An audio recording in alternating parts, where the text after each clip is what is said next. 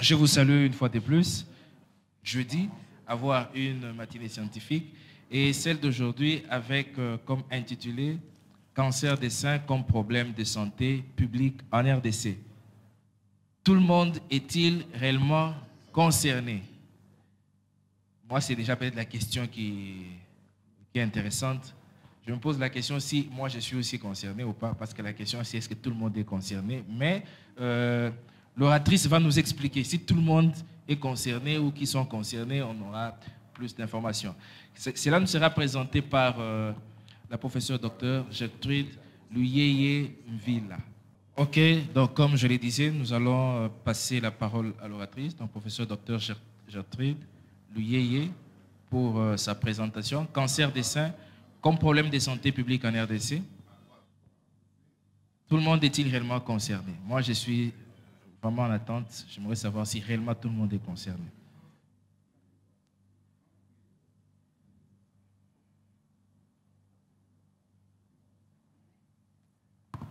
D'accord, professeur, vous avez la parole. Oui, utilisez ce micro-là, s'il vous plaît. Merci beaucoup, professeur, pour la parole. Bonjour à tous. Alors, je remercie la coordination, notre coordination, du Club des élites des élites qui a permis la présentation de cet après-midi. Alors, pour que ça puisse coïncider, en fait, le mois d'octobre, c'est un mois qui est mondialement dédié au cancer de sein. Le mois de septembre, c'est un mois qui est dédié au cancer de l'enfant. Et octobre, c'est les cancers de sein principalement. Pour le cancer de la prostate, c'est le mois de novembre. Et donc, profitant de cette occasion, nous avons donc suggéré et la coordination a accepté afin que nous puissions partager autour du cancer de sein. Et vous avez vu, la question c'est tout le monde est-il réellement concerné? En fait, il y a un adage qui dit ça n'arrive qu'aux autres jusqu'à ce que les autres s'émènent. Et donc, c'était très important pour nous de partager avec vous autour du cancer de sein comme problème de santé publique en RDC. Et même au niveau de la haute hiérarchie de notre pays, le président de la République a déjà saisi la balle au bon parce que depuis 3 ans, il a créé le Conseil national de la prise en charge du cancer de sein, qu'on appelle le CNLC. Et il y a quelque temps, il a donné un don de 2000 cures gratuits pour les femmes, pour que les femmes puissent se faire soigner. Donc vous comprenez que le problème est déjà pris à bras le corps déjà au niveau de la haute hiérarchie. Alors, nous allons partager autour de ça rapidement. Je vais pas parler, je sais que l'auditoire n'est pas composé que de médecins, bien sûr le cordon, lui les médecins il comprendra mieux, mais on va vraiment parler comme on dit en français facile, en lingala facile, pour que les gens puissent comprendre de quoi nous allons parler. On va donner une information générale, juste c'est quoi le cancer, parce qu'il y a des gens qui étaient même étonnés de savoir que les hommes aussi souffrent de cancer. On va faire un petit rappel anatomique, je n'entrerai pas dans les détails, mais ce sera surtout pour qu'on puisse comprendre de quoi nous parlons. On va dire quelles sont les causes et les facteurs de risque. Y a-t-il une cause? On sait que la malaria est provoquée par le moustique. Moustique à cause de la saleté. Et donc si tu ne veux pas de malaria, enlève la saleté. Mais est-ce qu'au niveau du cancer aussi, nous connaissons les causes? Les symptômes, ça veut dire les signes. Comment je sais que j'ai un cancer de sein? Le cancer de sein chez l'homme, eh oui, est-ce qu'il existe? Parce qu'il n'y a que les femmes qui ont les seins. Or, comme nous allons le voir, lorsque l'enfant naît, le bébé fille et le bébé garçon ont le même type de sein. Donc, les garçons aussi ont des seins. Imagerie du sein, parce que lorsque finalement on suspecte que vous avez le cancer de sein, vous devez vous faire examiner qu'est-ce qu'on fait concrètement. Les techniques d'autopalpation, on va voir, ça a donné des résultats dans plusieurs pays où on pratique déjà cela. Et nous allons voir si déjà au niveau de la RDC, on peut le faire et si on peut s'attendre aux résultats comme ailleurs. Enfin, nous allons faire une petite conclusion et quelques recommandations si c'est possible. Alors, sur le plan de l'information générale, l'origine du cancer. Le cancer, là, je vais définir d'abord comme médecin et puis je vais dire facilement. Sur le plan médical, on définit le cancer comme étant une prolifération anarchique des cellules dans un organisme. Ça, c'est le terme médical, si vous voulez. Prolifération anarchique des cellules dans un organisme. Ça veut dire quoi? Ça veut dire tout simplement, lorsque l'on est, en fait, lorsqu'il y a rencontre entre l'ovule, qui est la cellule de la femme, et les spermatozoïdes, qui est la cellule de l'homme, lorsque cette rencontre se fait, par la copulation bien sûr, cette association va créer une cellule. Et cette cellule va faire quoi? Elle va commencer à se multiplier jusqu'à ce qu'on aura 4 cellules, et puis 8 cellules, 16 cellules, 32 cellules, jusqu'à ce qu'autour de la 2e semaine de grossesse, on atteint des milliards de cellules. Mais comme ces milliards de cellules sont dans l'organisme, ils doivent se dire, chacun ne peut pas faire la même chose. Ils vont commencer maintenant à faire, chacun va prendre le relais de ce qu'il va faire. Et donc vous allez voir des cellules qui vont dire, non, nous allons devenir cerveau. D'autres cellules vont dire, nous, on va devenir bras. D'autres diront, nous, on sera cœur. Et donc, à partir de cette différenciation, l'homme sera créé. Et donc, si nous faisons une échographie à la 4e semaine de la grossesse, déjà, on sait voir une personne qui est déjà constituée. Donc, quand une personne évacue une grossesse de 4 semaines, c'est une personne qu'on a évacuée. Et c'est une personne avec des cellules déjà constituées dans ce corps.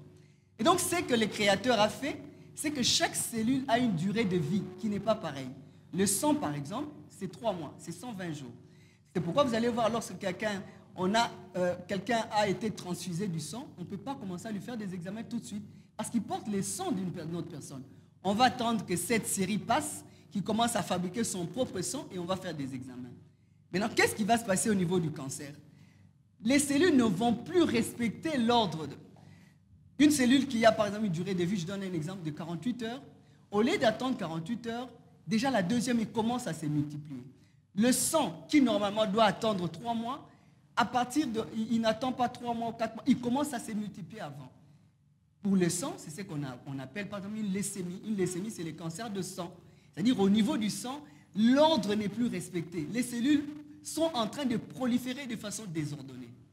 Et pour ce qui nous concerne aujourd'hui, au niveau des cellules mammaires, on a aussi une certaine hiérarchisation qui va faire que les cellules qui étaient petites chez la petite fille et chez le petit garçon, qui étaient de même nature, lorsque la fille prend de l'envol avec une imprégnation hormonale, c'est-à-dire les hormones qui font que la fille soit fille et qui font que la fille n'est pas garçon, lorsque ces hormones-là prennent le pouvoir dans le corps de la fille, il y a une certaine limite, il y a un certain degré.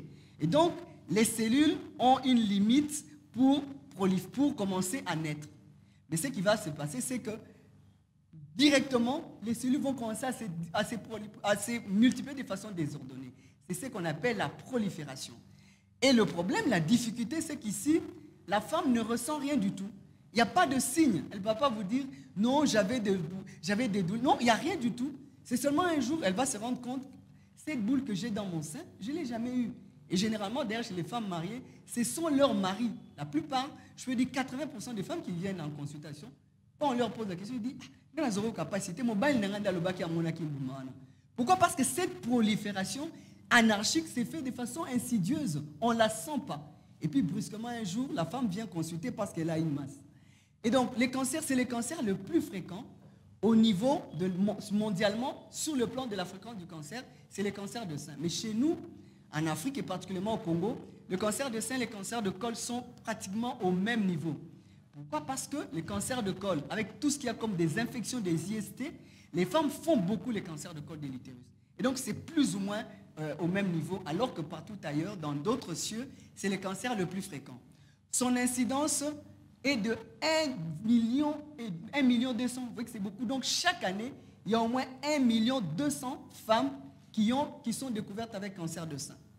Et on attend que d'ici 30 ans, parce que de plus en plus, les femmes vieillissent. Parce qu'on sait que dans le temps, on disait l'espérance de vie d'une femme africaine, c'était moins de 45 ans.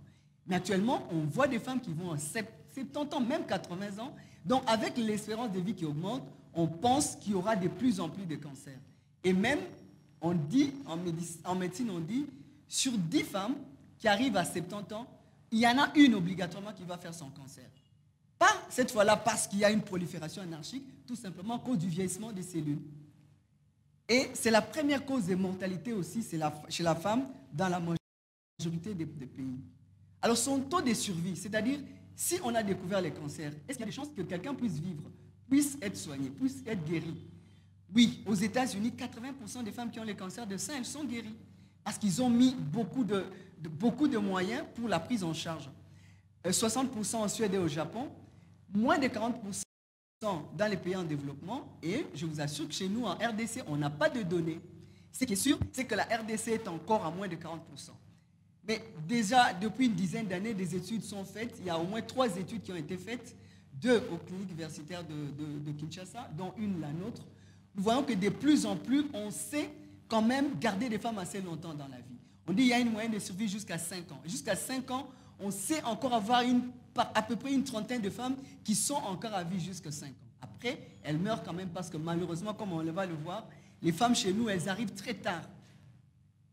On n'a pas de programme de dépistage chez nous. Comme je vous ai dit, c'est à peine 3 ans depuis que le président Félix est là qu'il a pensé qu'on puisse faire un service national pour les dépistages de tous les cancers. Mais tellement ça demande beaucoup de moyens, même au niveau des CNLC, ils ont encore des problèmes. C'est en bonne voie. Autant qu'on l'est que ne pas l'avoir. C'est en bonne voie, mais c'est beaucoup de travail. Alors, le sein en lui-même, quel est son rôle? Le sein, son rôle, c'est la nutrition des bébés. Et ici, je parle de vrais bébés. Quand je dis bébé, ça veut dire ces petits bouts de chou que vous voyez là. Parce qu'actuellement, professeur, on s'appelle bébé, même quand on ne l'est pas. Je ne parle pas de ces bébés-là. Je parle des vrais bébés. Donc, en fait, le rôle nutritif, les créateurs avaient compris que cet enfant innocent qui viendrait au monde aurait besoin d'être nourri. Et donc, c'est à ça que sert le lait de la femme. Et vous allez voir, le lait de la femme a un contenu très important en protéines, en lipides, pour permettre à ce que l'enfant puisse croître. De toute façon, on dit même qu'il est important actuellement pour que jusqu'à 6 mois, que l'enfant soit nourri essentiellement au lait maternel. Parce qu'on connaît le contenu du lait maternel. Après cela, à part le rôle nutritif, il y a aussi un rôle esthétique. C'est normal, c'est le créateur qui a pensé à cela. C'est pourquoi le bébé, comme je vous ai dit, le bébé garçon et le bébé fille, à la naissance, ils ont le même type de sein. C'est le même type de sein.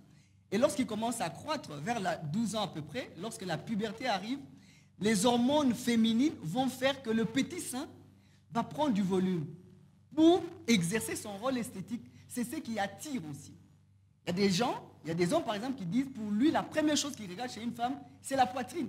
Donc, ça signifie que ça a un rôle esthétique, et ça, c'est le créateur qui l'a fait.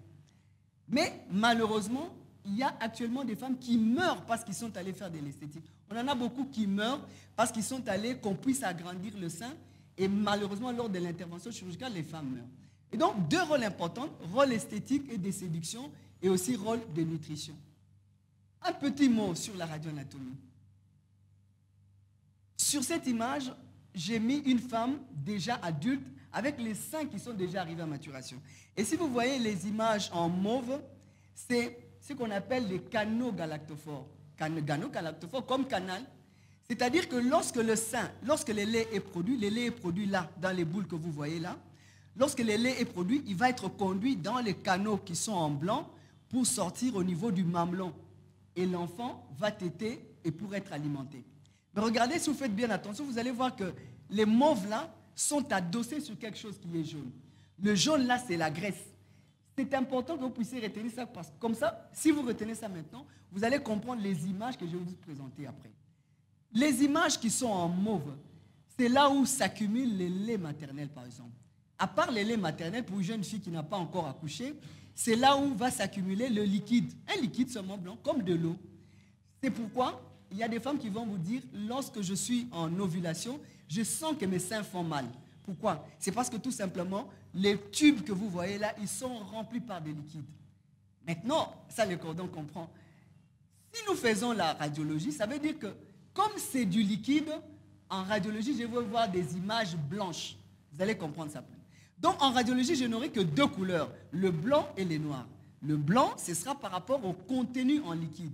Et le noir, ce sera par rapport au contenu en graisse. Donc, chez la jeune femme, qui, à partir de 12 ans, lorsqu'elle entre en puberté, jusqu'à peu près dans les âges de 28-29 ans, le sein et les canaux ici seront remplis par des liquides. Et donc, lorsque nous allons faire les images, ces images-là seront blanches. Et lorsque la femme entre maintenant en ménopause, normalement la ménopause commence à partir de 40 ans. C'est normal, une femme, normalement à 45 ans, elle ne doit plus voir ses règles. Et nous allons voir avec vous comment est-ce que les choses changent, parce que même des femmes de 60 ans voient leurs règles actuellement. Et donc, normalement, qu'est-ce qui va se passer? Les mauves que vous voyez là, ils vont faire quoi? Ils vont fondre, ils vont s'atrophier. Pourquoi? Parce qu'ils restent debout à cause des hormones. Mais puisque la femme qui entre en ménopause ne voit plus ses règles, n'a plus une imprégnation hormonale, elles vont faire quoi? Elles vont fondre. La conséquence est laquelle? Lorsque nous allons faire les images, le jaune ici remplace. Conclusion, le sein de la jeune femme seront blancs, les seins de la femme âgée seront noirs. Et nous allons le voir, ce sera facile à comprendre. Et puis après, nous avons tous les schémas, tous ces canaux noirs que vous voyez en vert. Ces canaux, c'est quoi? C'est les canaux qui conduisent des ganglions. Ça, son importance dans quel sens? Il y a des femmes qui viendront en consultation où vous allez voir, pour ceux qui sont mariés, qui vont avoir l'habitude, qui doivent avoir l'habitude d'examiner les seins de leur femme. Si vous la touchez, vous sentez qu'il y a une boule, par exemple. Cette boule-là n'a pas sa place. Vous voyez, c'est au niveau du cou. Donc, si elle a une boule ici, ça signifie qu'il y a déjà une infiltration carcinomateuse. Il y a déjà un cancer qui a commencé. Et le vert ici, en fait, c'est la défense. Quand le corps se défend, il se défend, vous voyez les ganglions qui gonflent, c'est-à-dire que le corps est déjà en train de se défendre. C'est le système ganglionnaire qui est notre défense. Et vous voyez, il y en a beaucoup. Il y en a entre les deux seins, vous voyez, au niveau de l'axe axillaire et jusqu'au niveau du cou. C'est ce qu'on appelle les systèmes ganglionnaires. Et puis nous avons les vaisseaux. Les vaisseaux, c'est les conduits qui conduisent le sang. C'est comme des tuyaux aussi qui sont représentés ici, vous voyez, en rouge. Ça conduit le sang. Et vous voyez, regardez, vous voyez, il y a des tuyaux qui entrent. Ça signifie que le sang a aussi une importance capitale d'être nourri. Parce que déjà, il va faire son rôle pour nourricier. Alors, il doit aussi être nourri. Et donc, il reçoit le sang, vous voyez, en rouge ici, et il reçoit ce sang, lui, directement de l'aorte. L'aorte, c'est un grand vaisseau qui vient du cœur. Il vient du cœur, c'est comme un tuyau de la régie des eaux, il quitte le cœur, et puis il va faire comme une distribution au niveau du sang. Normalement, les autres, ils font quoi? C'est comme si la régie des eaux vend son eau, par exemple, au corps des élites, de l'UDPS, et le corps des élites distribue ici à Kitambo. Mais ici, au niveau de sein, qu'est-ce qui se passe? Le sein prend son sang directement de la régie des eaux. Il ne veut pas aller au corps des élites. Il prend directement son sang. D'où, lorsque nous faisons les examens, les femmes saignent beaucoup. Mais on va le voir tout à l'heure. J'ai mis cette image exprès. Si vous voyez, regardez, en rouge, c'est les muscles pectoraux. Mais observez, regardez, il va jusqu'au niveau de la clavicule. Et ça, que ce soit chez l'homme ou chez la femme, le muscle pectoral, il est assez puissant chez l'homme. Et chez la femme, c'est ces muscles qui soutiennent en fait le sein. Mais ce qui est important, regardez, il va jusqu'au niveau de la clavicule. Ça, c'est un élément important parce qu'il y a des femmes qui viennent, elles voient sa boule, ma clavicule, elle est là. Elles voient la boule ici, pour elles, ce n'est pas le sein. Or, vous regardez, vous voyez, le sein va jusque très loin. On peut avoir un cancer de sein là, on va voir des images. Et donc, tout ça, ce sont des groupes de relais ganglionnaires, mais également là où le cancer de sein peut se présenter. Alors, quelles sont les causes? Nous avons dit, on connaît les causes de malaria, c'est la saleté, c'est le moustique. Malheureusement, les causes du cancer sont inconnues jusque-là. Il n'y a que le cancer de col de l'utérus qui a 60%, je parle sous l'œil des gynécologues, qui a plus ou moins 60% de causes connues. Mais au niveau du cancer de sein, jusque-là, les causes sont inconnues. On ne connaît pas quelle est la cause. Et qu'est-ce que nous connaissons? Nous connaissons ce qu'on appelle les facteurs de risque. Ça veut dire qui peut faire le cancer de sein ou qui ne peut pas le faire. Qui a la malchance, si on peut dire, de faire les cancers de sein et qui n'a pas cette malchance. Et pour ça, nous avons deux types. On a ce qu'on appelle les risques endogènes. Ça veut dire que ce sont des facteurs de risque, mais non modifiables. Ça ne dépend pas de vous, ça ne dépend pas de la personne. Regardez, le premier, c'est quoi? Les sexes féminins. Donc, le fait déjà que je sois femme, je n'ai pas cherché cela. Je suis déjà prédisposée à faire le cancer des seins. Et je vous ai dit, les études montrent que lorsqu'on a 70 ans, à 70 ans, au moins une femme, 10% des femmes vont faire leur cancer de sein. Le deuxième, c'est l'âge. En Occident, les femmes, les cancers de sein, c'est au-delà de 50 ans. Malheureusement, dans la race noire, que ce soit en Afrique ou même aux États-Unis et partout, le cancer des seins est très jeune, c'est moins de 50 ans. Nous, d'ailleurs, dans notre répertoire, nous avons des filles de 14 ans qui ont fait des cancers de sein. Donc, c'est très jeune chez nous. Et malheureusement, comme c'est jeune, ça signifie que chez nous, les femmes qui font les cancers de sein, ce sont des femmes qui sont encore en âge de procréation. L'autre, c'est les cancers familiales. C'est-à-dire, si déjà dans la famille, on a quelqu'un qui a fait un cancer de sein ou de l'ovaire, dès qu'on est dans cette famille, c'est comme on dit, Libanga Babo Kinamolili. Il y a un qui aura ça. C'est pas héréditaire. Ici, on dit familial. C'est-à-dire, il y a un, probablement, si nous sommes de la même famille, il y a notre maman qui a fait le cancer de sein, peut-être notre génération passe, nos enfants vont l'avoir. Mais au moins, c'est dans la famille, c'est dans la lignée. Et ce qui est différent du cancer héréditaire maintenant. Là, c'est la maman a les cancers de sein, tout le monde va faire les cancers de sein, même les garçons. Tout le monde va les faire. Et là, c'est une mutation génétique. Et puis, nous avons les antécédents personnels des cancers. Ça veut dire, quelqu'un qui avait déjà fait un cancer, normalement, on dit que quelqu'un guérit des cancers seulement après 10 ans. Donc, avant les 10 ans, j'ai une image que je vais vous montrer. Docteur Mfanson, qui est des mamans, il me connaît l'histoire. Avant 10 ans, peut-être la 8e année, la 9e année ou même la 10e année, l'autre sein va aussi faire le cancer. Donc, lorsqu'on a des antécédents, c'est toujours, on a un facteur de risque. Et puis, les ménages précoces. Les ménages, ce sont les premières règles que les filles voient. Nous, telles que nous avons appris au cours, normalement, les règles, on les voit à partir de 14 ans, 15 ans. Mais actuellement, je vous assure, nous avons des filles de 9 ans. J'ai même vu dernièrement une fillette de 8 ans qui a vu ces règles. C'est très tôt. Et donc, pourquoi c'est très tôt? Parce que, comme nous avons dit que la fille, lorsqu'elle a 12 ans, l'imprégnation hormonale, les hormones féminines vont faire qu'elle va commencer à se développer, les bassins prennent de volume, les seins s'agrandissent, la voix change, ainsi de suite. Et donc, une fille de 8 ans, il y a déjà cette transformation dans son corps. Et ça, c'est dangereux parce que c'est trop tôt. Le sein ne va pas supporter cela, et donc il y aura cette prolifération anarchique. Parce qu'il faut savoir que chaque mois, quand la femme voit ses règles, chaque mois, elle est exposée à faire le cancer de sein. Il y a des femmes qui vont vous dire, moi, lorsque je suis en ovulation, j'ai mal au sein. Ces mal au sein-là, c'est les images mauves que je vous ai présentées tout à l'heure, qui se remplissent par du liquide. Et le fait qu'ils se remplissent par du liquide, ça fait que ça crée ces risques-là de faire le cancer de sein. Et puis la ménopause tardive. Nous avons vu au cours qu'à partir de 40 ans, la femme commence à faire sa chute. Normalement, une femme de 45 ans ne voit plus ses règles. Mais actuellement, moi, ma propre mère, elle a vu ses règles jusqu'à 58 ans pratiquement. Et même lorsqu'elle a eu notre dernier enfant, il y avait une différence de 12 ans entre elles. Elle pensait que c'était la ménopause. Or, elle était enceinte. Oui? Donc, de plus en plus, vous avez comme ça des femmes, de plus en plus, elles ont leur ménopause à 50 ans, 55 ans, voire même 60. C'est très mauvais. Parce que, regardez l'image que je vous ai présentée tout à l'heure. La femme, déjà au-delà de 50 ans, c'est le jaune là, de la graisse qui va remplacer.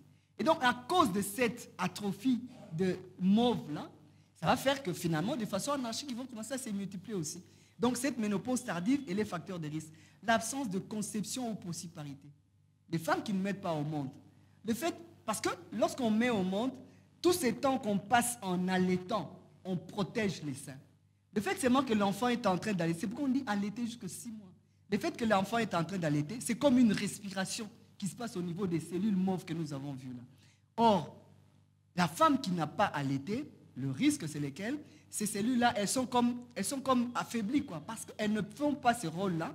C'est pourquoi vous allez voir à la fin l'une des recommandations. Le fait qu'elles ne font pas cet exercice, si vous voulez, elles sont exposées à faire le cancer de sein.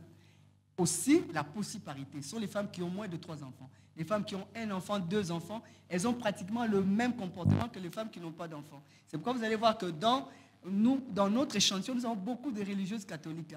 Elles sont nombreuses, celles qui ont le cancer de sein.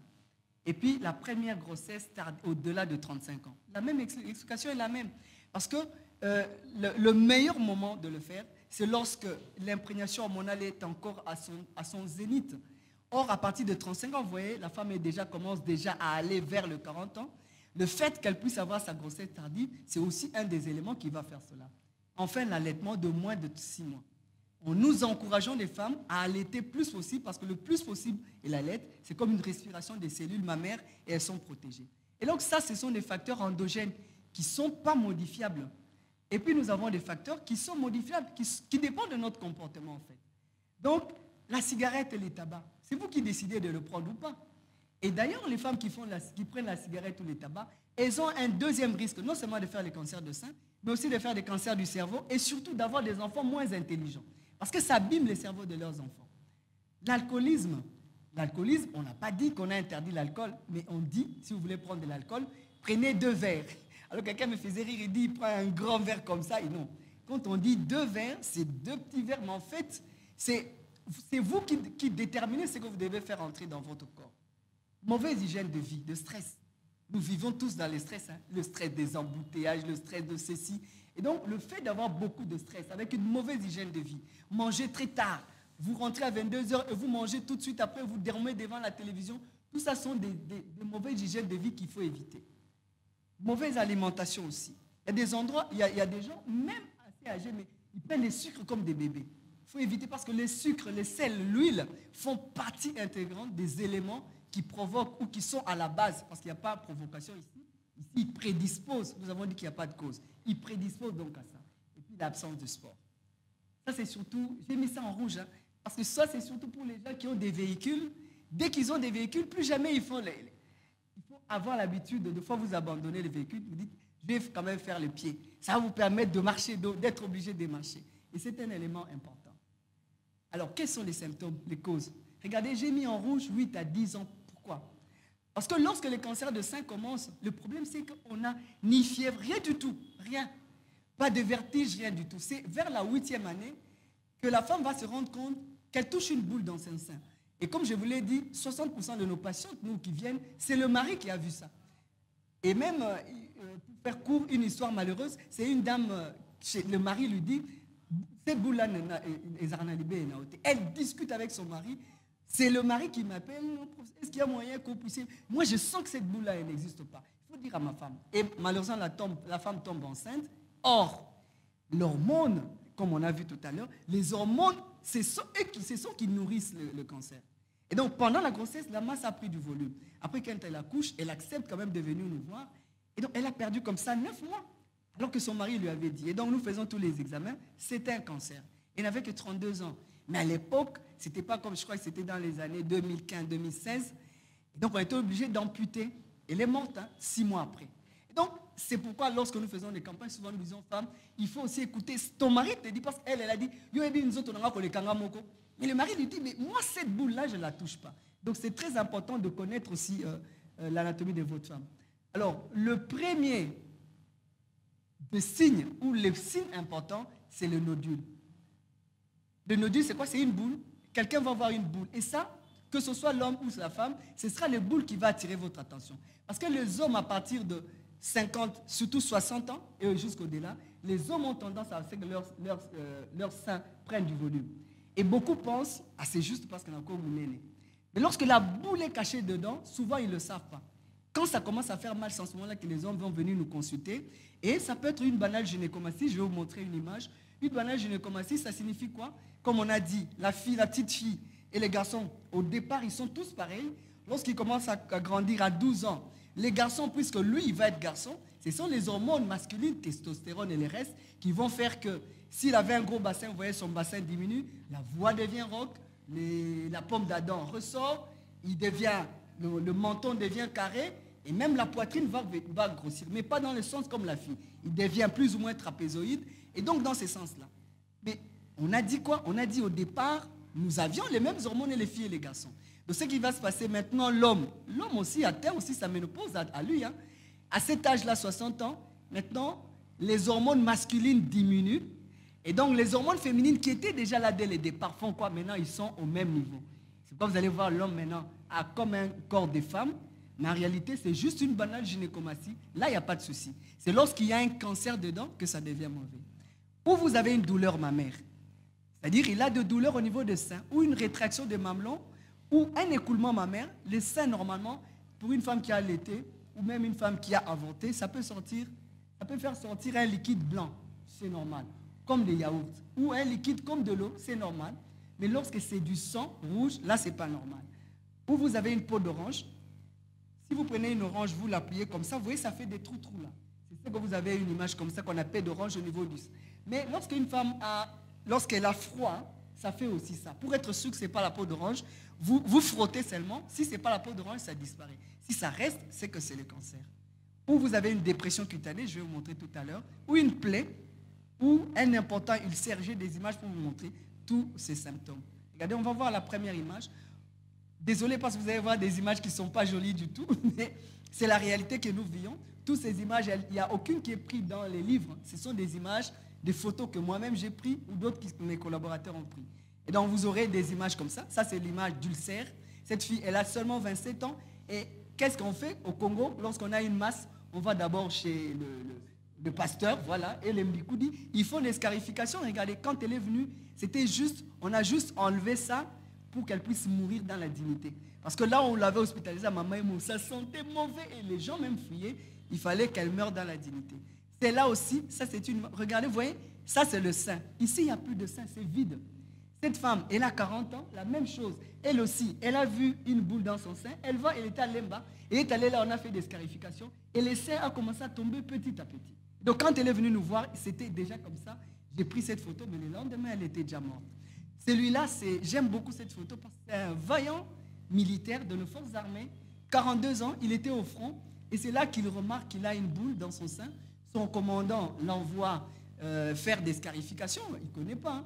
Mais quand il a vu que ça n'allait pas, on nous l'envoie au Congo. Et donc, j'ai fait la biopsie, on a fait tous les examens. C'était un cancer. Le militaire ici, sa propre maman est morte de cancer de sein. Donc, quand il a appris ça, il a eu peur. Et pourtant, il était encore soignable. On n'avait qu'à enlever tous les seins ici et l'amputer. Il a fui. Et quand il nous est revenu 6 mois après, la masse avait déjà pris du volume. Malheureusement, il est mort il y a à peu près 5 mois. C'est là, c'est une jeune fille. C'est là, ça c'est ce que j'ai dit tout à l'heure. Peau d'orange, vous voyez, il y a comme des petits trous là, la peau d'orange. Cette masse ici, ce n'est pas un cancer, mais je vais vous montrer tout à l'heure pourquoi ce n'est pas un cancer. Ça, c'est un ulcère. Ça, c'est ce qu'on appelle la rétraction. Normalement, le mamelon doit être ressorti comme ça. Vous voyez, c'est ressorti. Lorsqu'il entre comme ça, c'est que c'est un cancer. Alors, on va rapidement parcourir. Ça, c'est une boule, vous voyez. Elle est allée se faire opérer à la cité et ça a réapparu. Et quand elle revient nous voir, c'est déjà comme ça. Ça, c'est un homme, vous voyez, lui aussi, il est allé se faire opérer à la cité. Vous voyez, quand il revient, il y avait déjà cette masse et c'était un cancer. Ou vous avez, là où j'ai mis le câble vert, là, vous vous rappelez la première image. Le câble vert, je vous ai dit, ça peut aussi, donc le ganglion, c'est pour dire qu'il protège le sein, mais lui-même, il peut aussi être envahi. Et vous voyez, c'est le sein du côté où il est envahi. Ça, c'est la dépression que j'ai dit tout à l'heure, vous voyez. La femme, elle peut croire que non, on a l'attaque qui soutient quand on a nous autres. Non, c'est une dépression qui est suspecte si vous le voyez chez votre femme. Parce que vous voyez là où ça se trouve. Elle-même, elle ne sait pas voir. Hein. Mais vous, si vous êtes marié, vous savez voir qu'il y a... Mais ça, non, c'est mon soutien. Et si c'est le soutien, ça doit disparaître. Mais si ça ne disparaît pas, il faut aller voir. Regardez ici, il y a aussi une autre dépression. Ou vous avez, au niveau du mamelon, il y a une plaie qui apparaît. Ce n'est pas bon. Ou vous avez un cancer qu'on appelle un carcinome inflammatoire. Ça veut dire, c'est les cancers, mais en plus, il y a encore l'infection. Une femme comme ça, elle va faire des fièvres, elle va prendre des antibiotiques parce que c'est un cancer, mais avec une inflammation. C'est ce que nous appelons une mastite inflammatoire. Ou c'est là aussi, une jeune femme, 19 ans, elle est allée se faire opérer, vous voyez, elle revient quand la masse est déjà à récidiver, vous voyez, et à ce moment-là, quand elle revient comme ça, c'est que ça a déjà donné des métastases. Ça, c'est celle que j'avais présentée tout à l'heure, avec un ulcère. Et ça, c'est une histoire malheureuse parce que regardez, cette maman, c'est dont je parlais, de paix à leurs âmes à elle deux. La maman, elle a fait son premier cancer 9 ans après, donc on a coupé le sein. 9 ans après, elle refait le cancer dans l'autre sein. Et ce qui est malheureux ici, cette maman, sa propre mère est morte de cancer de sein. La maman ici, elle a 3 sœurs. Non, elle a 2 sœurs. Une sœur est morte de cancer de sein à 40 ans. Et donc, dans les cas d'espèce, on compte 3 cancers. Donc, on prend la grand-mère, c'est 1. On prend la petite sœur, c'est 2. On prend elle-même, ça fait 3 et 4. Donc, on compte les cancers. Alors, malheureusement, ça, c'est sa fille. La maman, elle a une fille et 2 garçons. Donc, la fille, en sachant que sa maman a le cancer les 2, elle voit une petite masse dans son sein, elle laisse. Et pourtant, c'est une intellectuelle, 28 ans, elle est biologiste. Et donc, en plus, biologiste. Et donc, elle sait ça, elle voit la boule, non? Elle prie. C'est ça le problème. Il faut bien prier, mais c'est aussi Dieu qui donne l'intelligence au médecin. Et donc, ce qui se passe, c'est que finalement, sans dire à sa mère, elle vient nous voir pour faire la biopsie. Nous faisons la biopsie. En ce moment-là, la masse, elle est petite, je vous assure. La solution, c'est seulement lui couper les seins, parce qu'on est dans les années 2012, je crois. Seulement amputer les seins. Écoutez-moi sa réponse. Mais si on me coupe les seins, qui va m'épouser? Ma réponse à moi, mais si on ne te coupe pas non plus les seins, dans les cercueils, personne ne va t'épouser. Pour la faire réagir, mais non, malgré ça, elle refuse, elle part. Et cette photo, elle est prise 10 mois après quand elle revient. Donc quand elle revient, sa maman, on lui a amputé le deuxième. Je vous assure, pour ceux qui connaissent maman et moi, c'était dans les soins intensifs. Donc il y avait 4 lits, sa maman au deuxième lit et le troisième lit quand on l'a amené. Et vous savez qui l'a amené? Son propre pasteur. Parce qu'en fait, le pasteur a vu qu'à l'église, elle était intercesseuse en plus. C'était chaque fois, priez pour moi, priez pour moi. Alors un jour, son pasteur l'appelle au bureau. Mais ma soeur, quelle est cette maladie que notre Dieu ne sait pas guérir? Oh non, je suis allée à maman et maman a dit que j'ai le cancer. Et alors, oh moi je ne vais pas comprendre. Alors c'est son pasteur qui nous l'a amené. Mais quand il nous l'a amené, il était déjà dans cette étape. Il y avait déjà des poumons qui étaient déjà contaminés. Alors ce qui s'est passé, la maman est morte. 2 jours après, elle aussi, elle est morte. Mais je vous ai dit que la maman avait 2 sœurs, non? Vous vous rappelez? La sœur, je vous ai dit, une des sœurs avait le cancer. Lorsqu'elles étaient malades toutes les deux, sa sœur, parce qu'elle avait 2 sœurs, l'autre gardait, et sa grande sœur et la nièce. Pendant qu'ils étaient en hospitalisation, elle s'appelait Maman Bakwika. Elle me dit, docteur, ma sœur a dit, là aussi une boule, est-ce que tu ne peux pas l'examiner? Ça nous fait déjà combien? La grand-mère, 1, 2, 3, 4 et 5. Et donc, pour moi, c'était intéressant, parce que déjà à partir de 3, vous suspectez l'hérédité. Et donc, j'ai fait l'examen de la sœur qui les surveillait. C'est aussi un cancer. Mais elle est vraiment bien sans problème, je vous assure. La sanction est la même. 42 ans sans enfant, qu'on enlève le sein, elle a refusé aussi. Et donc, quand sa grande sœur et sa nièce meurent, elle a disparu. 11 mois après, elle meurt aussi. Et au deuil, on prend les pneus pour brûler l'oncle. On dit que c'est l'oncle qui a occasionné cela. Voilà ce qui arrive. Donc, c'était vraiment une histoire malheureuse. Et donc, ici, dans les cas d'espèce, Maman Bakwika, je vous ai dit qu'elle avait 3 enfants. Les 2 garçons qui sont là vont faire le cancer. Donc, ils doivent être prudents qu'ils vont faire le cancer ou leurs enfants vont faire le cancer. Pour des cas comme ça, cancer bilatéral, elle est allée à la cité pour lui faire des scarifications. Alors, on est en train de chuter, on va parler du cancer des seins chez l'homme. Et oui, malheureusement, mes chers frères et sœurs, le cancer des seins existe aussi chez l'homme. Et bizarrement, sur le plan mondial, on dit que c'est de 1 à 2%. Mais dans nos registres à nous au Congo, le professeur Machinda a fait une étude là-dessus.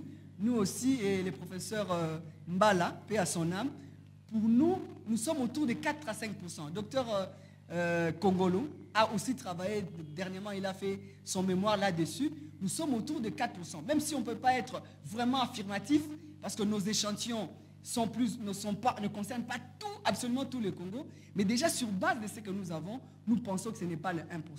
Et donc c'est plus que ça. Et ça nous disons pour attirer quand même l'attention de nos frères qu'il est très important non seulement d'examiner les seins de ces femmes, mais également de se regarder soi. Et là j'ai fait une petite incursion, mais je vais rapidement sortir. C'est parce que je me suis dit, généralement l'auditoire de chez nous est composé d'hommes. Et donc, je voulais quand même dire que l'homme souffre également du cancer de la prostate. Parce que dans mon domaine de recherche, mon domaine de recherche, c'est les maladies cancéreuses. Donc, tous les cancers m'intéressent. Et la prostate est aussi de plus en plus. On voit des personnes avec des cancers de prostate, même très jeunes, à partir de la quarantaine. Et donc, maintenant, on conseille aussi aux hommes de faire examiner leur prostate déjà à partir de 40 ans. Parce que regardez, actuellement, la prostate reste le 2e cancer fréquent chez l'homme, mais chez nous au Congo, il est encore le premier. Donc des études qu'on fait, il est encore le premier. Et sur le plan de la mortalité, il est très très important, même s'il vient en 3e position. Regardez, le poumon et le côlon sont des cancers qui sont en train d'arriver. Alors ça sont les images que j'ai mises, ça c'est le militaire dont j'ai parlé. Donc, pour dire tout simplement que les hommes aussi font le cancer de sein. Alors cette image, c'est de ça que je parlais tout au début. Regardez cet homme, 71 ans, il vient de l'Équateur, parce que là on lui a dit qu'il avait le cancer de sein, qu'on devait lui couper le sein. Il n'a pas de moyens, il prend le bateau, il arrive à Kinshasa. Et donc quand nous l'examinons, regardez, un cancer ne peut pas être si harmonieux. Regardez, c'est tellement bon, c'est comme le sein d'une femme. Dès que c'est comme ça ne peut pas être un cancer.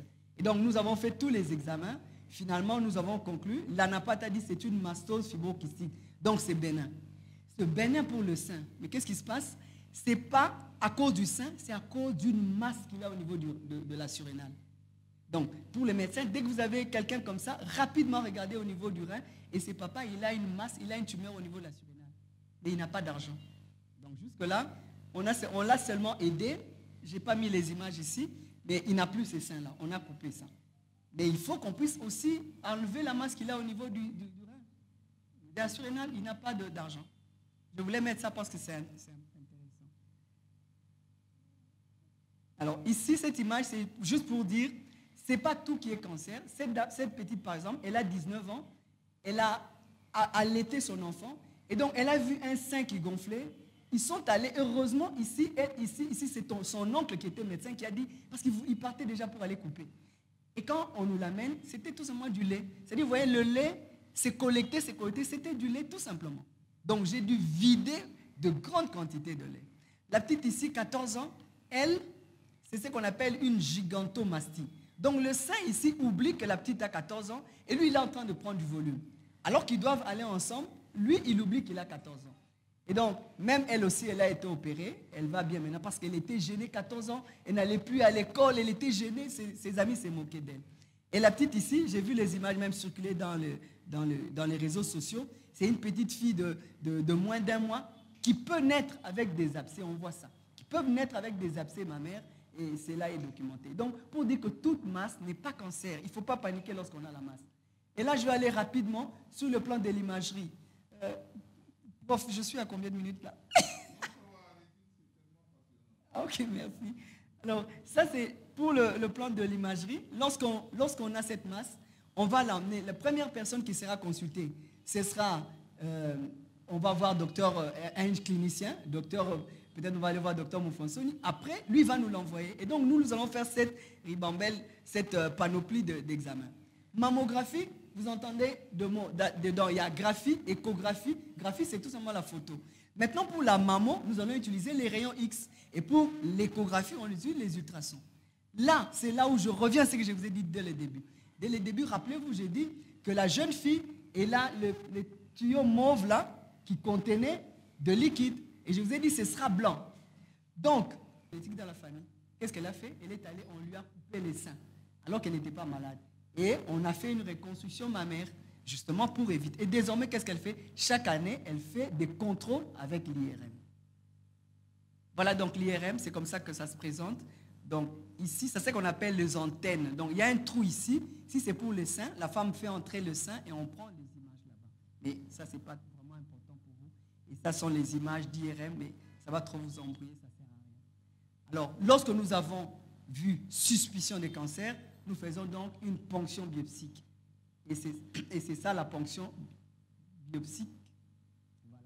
Donc la femme vient, nous mettons, elle ne dort pas, on fait juste, on infiltre là où il y a la masse, et avec l'aide, on appelle ça le pistolet, c'est comme un couteau, nous allons là où il y a la masse, nous coupons des petits morceaux que nous envoyons au laboratoire pour qu'on nous dise si c'est un cancer ou pas cancer. Alors pour terminer, parmi les derniers dias, il faut des techniques d'autopalpation. Regardez, c'est facile. En principe, chaque femme, et ça, nous le recommandons même chez les hommes. Désormais, vous regardez les seins de votre femme. En fait, un homme normal doit savoir reconnaître les seins de sa femme, même dans le noir. Oui. Parce que s'il y a même un petit changement, elle-même, la concernée, ne saura pas. Mais le mari peut le dire. Pourquoi? Parce que les femmes qui ont des poitrines généreuses, la masse, le cancer étant là au fond, elles ne sentent pas ça. Mais une tierce personne veut les sentir. Mais quoi de mieux que son propre mari? Et si vous faites attention, vous allez voir qu'il y a quelque chose qui ne va pas dans ses seins. N'est-ce pas? Qu'est-ce que vous avez constaté? Il y a un sein qui est plus grand que l'autre. Voilà. Mais ce n'est pas malade. C'est normal. C'est-à-dire, il y a toujours, c'est pourquoi lorsqu'on arrête les gens, on prend un profil gauche et profil droit. Parce que ce n'est pas toujours pareil. Même au niveau des testicules, il y a toujours un qui est un peu plus gros que l'autre. C'est comme ça que ça se présente. Donc, la femme alors doit se connaître. Si pour cette jeune fille, et ça, ce sont des photos que moi-même j'ai pris ça aussi. C'est moi qui ai pris ces photos ici. Et donc, j'ai dit à cette jeune fille, désormais, elle doit savoir que c'est son sein gauche qui est plus petit que le sein droit. Ça veut dire quoi? Dès qu'elle a ça, le jour où elle remarque que le sein gauche devient même volume que le sein droit, quel est le sein qui est malade? Le gauche. Parce que normalement, lui, il est petit. Donc, il doit rester petit par rapport à l'autre. Et donc, qu'est-ce qui va se passer? Ça, c'est pour l'autopalpation. Regardez, là, elle se regarde dans le miroir. Et donc, elle fait quoi? Elle soulève les bras. Normalement, lorsqu'elle soulève les bras, tous les seins doivent monter au même moment. Lorsqu'elle soulève les bras et qu'il y a un sein qui ne monte pas, celui qui n'est pas monté, c'est-à-dire qu'il est lourd, il est malade. Qu'est-ce qu'il fait? Il appuie, il va aussi palper, il appuie pour faire s'il y a un liquide qui sort. Si c'est blanc ou de liquide comme de l'eau, c'est normal. Mais si c'est du sang, ce n'est pas normal. Regardez, il s'approche du miroir. Là, il s'approche du miroir, pourquoi? Parce que je vous ai montré tout à l'heure, il y a ce qu'on appelle le pot d'orange, des petits trous. Comme ça, elle ne peut pas voir. Mais si elle s'approche, elle regarde au miroir, elle peut voir qu'il y a de petits trous. Elle regarde à gauche et elle regarde à droite. Enfin, elle peut se coucher. Pour les femmes qui ont des grosses poitrines, debout, elle ne va pas bien le ressentir. Elle peut se coucher pour commencer maintenant à rechercher des masses. Elle recherche des masses comment? Elle commence par le mamelon et puis au fur et à mesure, elle va rechercher les masses pour voir. Après, elle termine par regarder les aisselles. Parce que comme je vous ai montré les tuyaux verts, le cancer peut commencer là. Ça veut dire tout simplement que le corps est en train de se battre. Et dès que je sens une boule, c'est qu'il y a un cancer dans mon corps. Mais il faut aller se faire examiner. Comme je vous ai dit, toute boule n'est pas égale au cancer. Et enfin, l'homme peut aussi aider sa femme à rechercher les masses. Pour des femmes qui ont de grosses poitrines ou pour rechercher au niveau du cou ou même au niveau de la clavicule. En conclusion, au vu de ce que nous avons dit ici, est-ce que tout le monde est réellement concerné par cette histoire? Oui. Parce que si ce n'est pas vous-même, c'est votre femme. Si ce n'est pas votre femme, c'est votre sœur.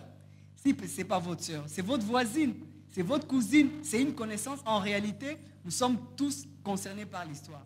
Et donc, c'est ce que nous disons. Ça n'arrive qu'aux autres jusqu'à ce que les autres, ce soit votre sœur, votre femme. Le prof nous a raconté tout à l'heure une histoire qui lui est arrivée d'un proche qu'il connaît. Donc, ça n'arrive pas qu'aux autres. C'est les autres jusqu'à ce que nous-mêmes nous soyons les autres.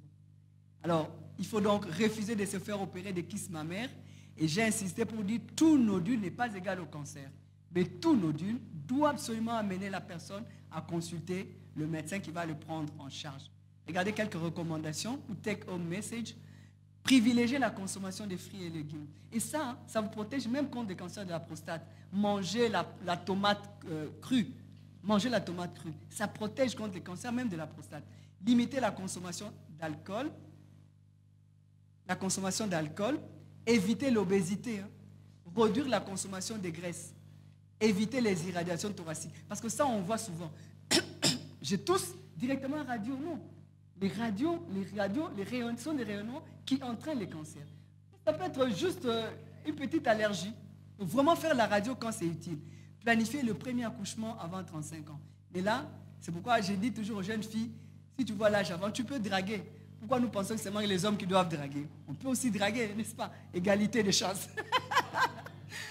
Allaiter pendant plus de 6 mois, limiter les traitements hormonaux de la ménopause. Ça, même moi, en tout cas, je vais vous dire, malgré que le gynécologue est là, refusez ça. Refusez d'utiliser ces produits-là qu'ils nous donnent. Eux-mêmes, ils savent que ça provoque les cancers. Mais ils continuent à nous donner ça. Mais c'est à vous-même de refuser ça. Vous pouvez limiter les naissances par autre chose, au lieu de prendre ces pilules-là qu'on prend. Après, quand on prend, elles reviennent. Non, je suis en train de saigner pendant 1 mois. Évitez ça. Il y a plusieurs façons de ne pas prendre ça. Pratiquez l'auto-examen de sein, comme je vous ai montré tout à l'heure, 1 fois le mois. Et ce que je dis, quand on le fait, il faut le faire vraiment quand on sait que, pas on est en train de préparer et puis on sait non. Quand on ne fait rien, alors on le fait. Faire une mammographie de dépistage à partir de 40 ans. Pratiquer régulièrement les exercices physiques. Et cordon, ça contient la coordination. Organiser une marche de santé. Parce que plus on fait ces marches de santé, plus non seulement ça unit nous autres en tant que membres de CES, mais aussi ça permet effectivement, parce qu'en fait, ça j'explique, le fait seulement de marcher, c'est une respiration des cellules. Et donc le fait qu'on marche, les cellules sont en train de respirer et ça évite qu'on puisse tomber et faire le cancer de sein. Je pense que j'ai dit et je vous remercie.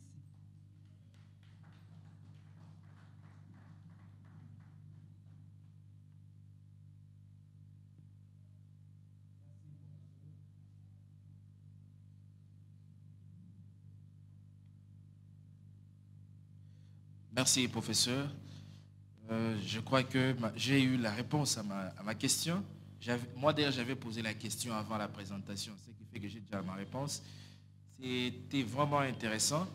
Nous allons faire comme d'habitude, ça veut dire une série des 5 questions, et puis viendra peut-être une deuxième série. Je ne veux pas faire des commentaires sur la présentation, surtout n'étant pas du domaine, je risque de dire des choses qui ne tiennent pas la tête, mais je crois que c'était vraiment clair. S'il y a des questions, on peut se manifester pour la première série des 5 questions. On commence avec les profs B qui est là.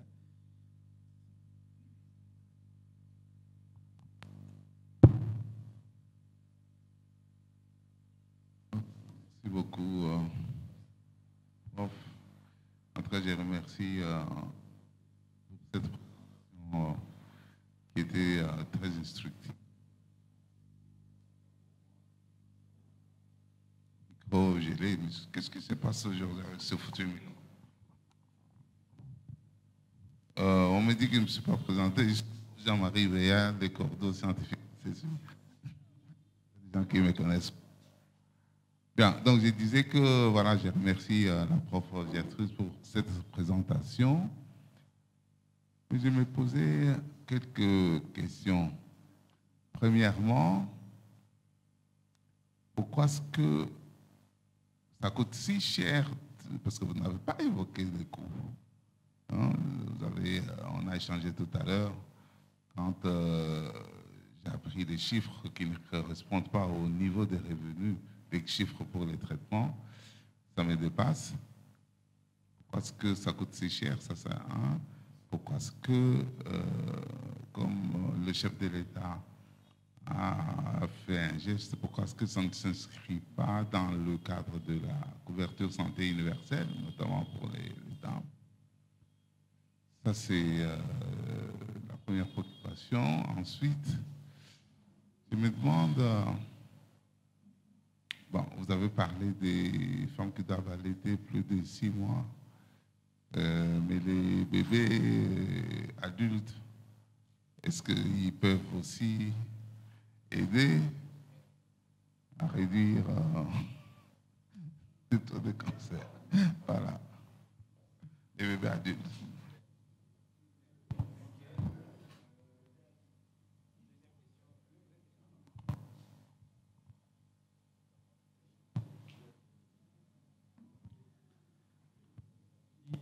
Prof, le modérateur. Merci également à Madame la professeure. Je m'en vais tout droit poser ma question au niveau de la fondation. Je me rappelle d'une vidéo qui était devenue virale sur les réseaux sociaux. Cette vidéo était lancée par une dame, une maman, qui demandait aux hommes de téter beaucoup, plutôt sucer, merci, sucer les seins de leurs femmes, prévenir contre elles les cancers seins. En face de moi, Madame la professeure, est-ce cette assertion venue d'une dame est-elle vraie? Et la deuxième, c'est que comme vous nous avez montré que même les hommes aussi peuvent aussi connaître ou tomber malades du cancer du sein.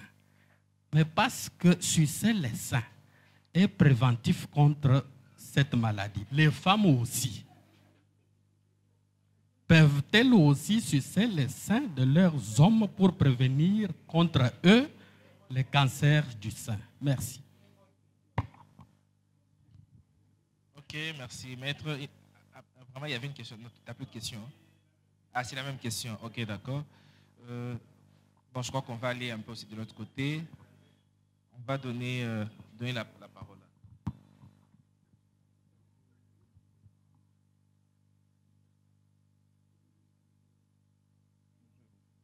Oui, bonsoir. Roland Kaloubi, étudiant en médecine à l'Université de Kinshasa. Prof Gertrude Luyeye, ma question est similaire à celle du prof Mboui. qui revient à dire que vous avez parlé du programme national de lutte contre le cancer du sein. Alors, la prise en charge est-elle partielle ou totale? Parce qu'une femme qui remarque qu'elle a une masse, elle pourra avoir peur d'aller à l'hôpital parce qu'elle s'est dit qu'on va me demander l'IRM, mammographie, et ça coûte généralement cher. Voilà.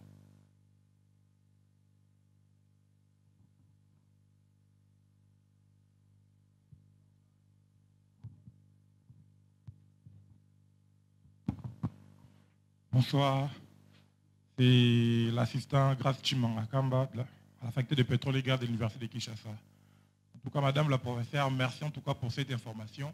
J'ignorais qu'il y avait les cancers des seins chez les hommes également. Sur ce point, j'ai beaucoup appris. Mais ma préoccupation est la suivante.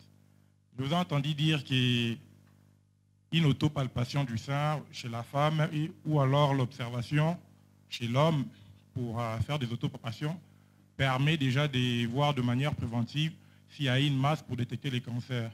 Mais pour les cas d'un homme, comment saurions-nous de manière préventive? Faut-il également qu'on fasse régulièrement cette autopalpation? Et même si on le faisait avec la masse à notre sein, arrivons-nous réellement à détecter s'il y a une quelconque masse pour essayer un peu de prévenir ces cancers? Telle est ma préoccupation. Merci.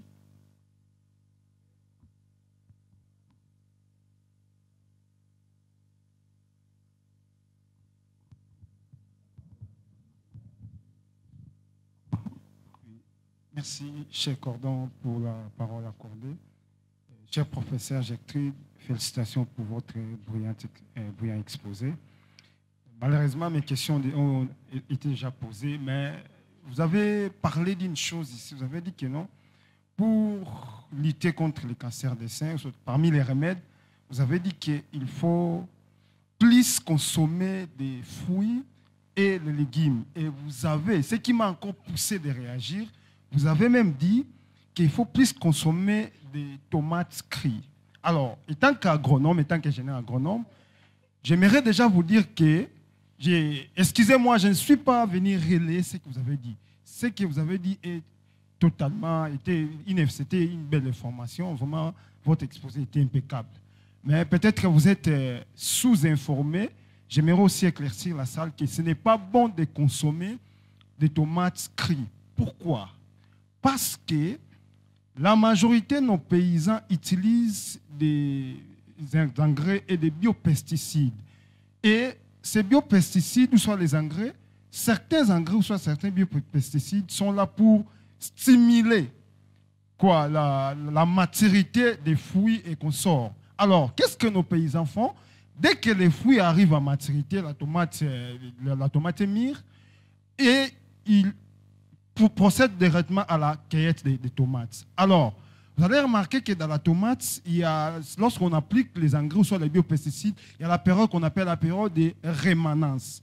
La période de rémanence, c'est la période qui va de 2 semaines, qui commence les jours où vous avez appliqué les biopesticides et les jours où vous allez récolter. Alors, si vous récoltez la tomate avant qu'il y ait la période de rémanence, vous consommez la tomate, mais sans pourtant savoir que vous consommez aussi les biopesticides et les engrais. Alors, ce sont aussi des choses qui causent aussi les cancers, pour votre information. Oui. Ça c'était comme... J'aimerais juste arranger quelque chose par rapport à ce que le professeur a dit. Non, pas arranger, excusez-moi peut-être. Apporter... Un plus.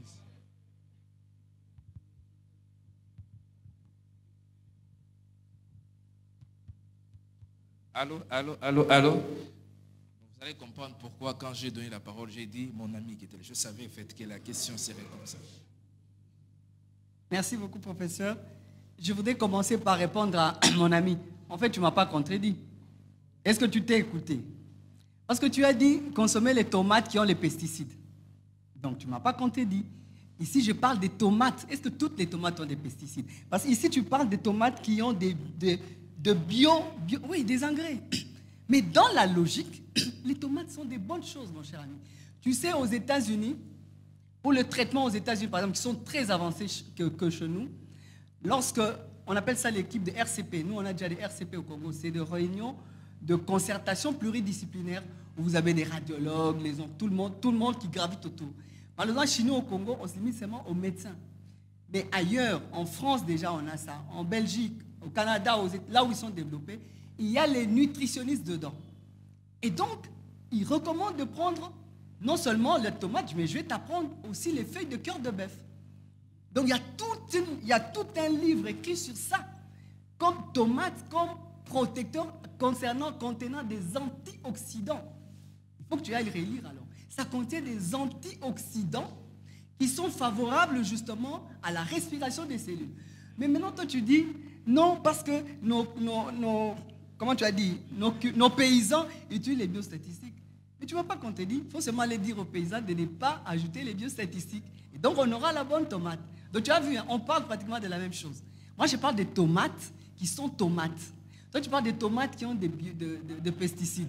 Moi, je parle des tomates naturelles. Par exemple, si tu veux, tu peux mettre ça toi-même, tu peux utiliser ça chez toi. Enfin, comment on dit, colonna. Tu peux cultiver ça chez toi, toi-même. Parce qu'effectivement, et tu sais, hein, comment on appelle ça? Ce n'est pas seulement aux tomates, hein, même les légumes. Tu sais ça? Les légumes seulement que nous avons ici. Je suivis une émission à la télé où justement les agronomes nous disaient ça. Ils disent quand vous prenez, il faut bien laver parce qu'ils utilisent les pesticides, pas seulement les tomates, les légumes, les matembele, tout le reste. Donc on a dit la même chose. Hein? Tu vois? Donc on a dit la même chose. La tomate, elle est bonne. C'est les pesticides qui est mauvais. Voilà. Alors, ouais, regarde, la tasse, c'est moi le gros bébé, je commence par les former. Professeur, oui, on a discuté avec vous, effectivement, avant qu'on commence. C'est un grand débat. Et même, vous savez, lorsque le chef de l'État a donné les 2000 doses, c'est parce que, justement, le plaidoyer qu'on lui avait fait, avant de venir ici, je vais vous montrer les images. Une dame de 76 ans, nous avons vu, on a fait tous les examens, elle a un cancer. Le cancer est même devenu un peu statistique, comme l'image que je vous ai montrée, une grosse plaie. Elle n'a même pas un rond pour continuer les traitements. Parce que malheureusement, les 2000 doses que le chef de l'État a données, ça ne concerne qu'une thérapie ciblée, comme on dit. Ça veut dire que lorsque votre maladie entre en ligne de compte, la maman dont je parle, par exemple, elle est triple négative. Ça veut dire rien ne va marcher. Même la chimio, il faut des molécules spécifiques. Déjà, pour faire des examens, c'est cher. Donc, c'est vraiment, vous avez raison, c'est vraiment une difficulté. C'est pourquoi moi, j'étais très contente que la coordination ait accepté lorsque j'ai proposé qu'on vous parle de ça. Peut-être ça peut faire bouger les choses. Parce que, vouloir ou pas, comme là, nous sommes tous concernés. Et de plus en plus, on a des cas de cancer, même chez les hommes. Pas plus tard qu'aujourd'hui, d'ailleurs, il y a un général qui m'a appelé pour me dire la femme d'un général a les cancers. Maintenant, il veut, avant qu'il puisse partir avec, commencer déjà. Vous voyez?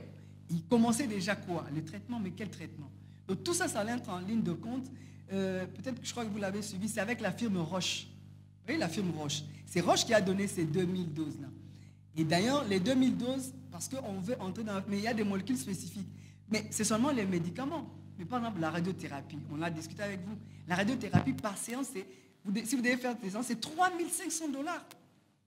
Qui va payer 3500 $? Et si on vous dit que vous devez faire 6 fois, vous faites cela. Et même la chimio, c'est 3000, il y a d'autres, c'est 300 à 400 par séance. Et si on te dit tu vas faire 12 séances, ce n'est pas tout le monde qui va le faire. Et ça, c'est seulement les médicaments. Or, il y a l'IRM à faire pour compte. Il y a le scanner à faire. Il y a les échographies à faire. Il y a même une difficulté, la couverture santé universelle. Nous avons des problèmes. Je crois que je vous ai raconté l'histoire de la femme que j'ai dit qui était enceinte et puis la masse a pris du volume. Beaucoup de femmes enceintes qui ont des petites masses de cancer, la grossesse réveille les cancers. Maintenant, on a un problème. J'ai discuté encore aujourd'hui avec le DG du Fonds social de solidarité, le docteur Mangala, parce que je lui ai dit, nous recevons des femmes, elle a accouché, mais elle a un cancer de sein. Or, ce n'est pas pris en charge par la CSU. Oui, il y a une difficulté. Il y a des enfants qui naissent directement avec les cancers.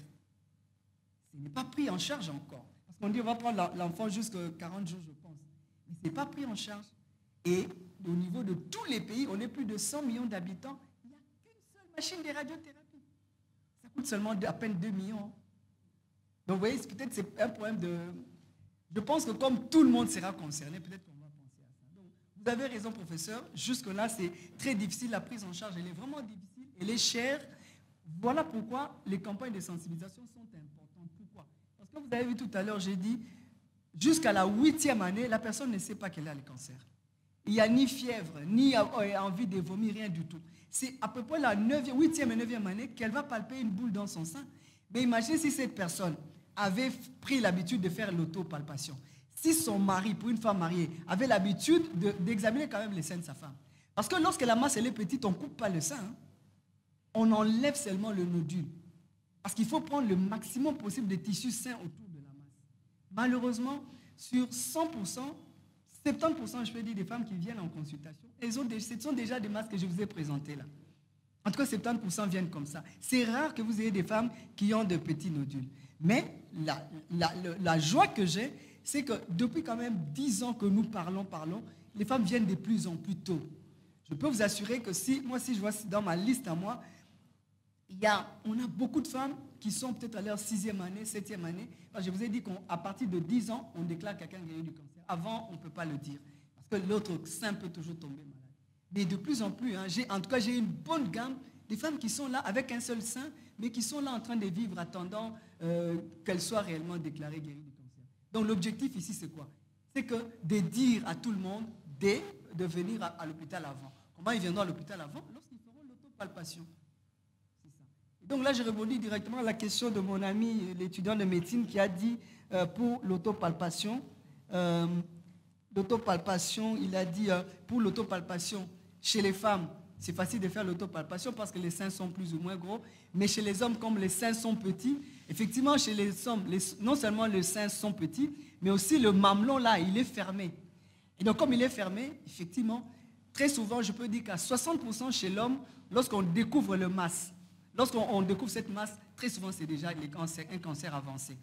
Parce que les hommes, généralement, ils disent, non, j'ai pris du volume. Mais à zone capacité, c'est pourquoi ils retardent. Dès qu'ils sentent à zone capacité, il y a déjà le cancer qui s'est développé.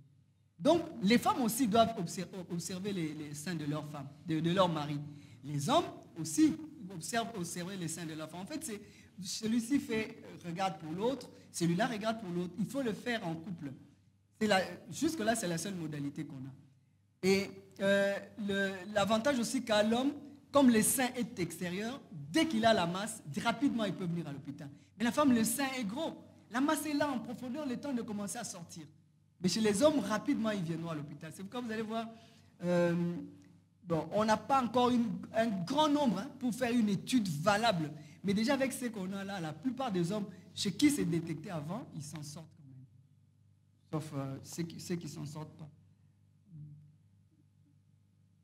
Alors les bébés adultes, les vrais propriétaires sucent les seins de leur maman et en fait ça constitue une respiration. Je vous ai dit tout à l'heure, les mauves là, les boules mauves là, le fait que l'enfant suppose que ça se remplit de liquide et puis ça se vide et puis ça se remplit de liquide, donc du lait et puis ça se vide. C'est comme une respiration.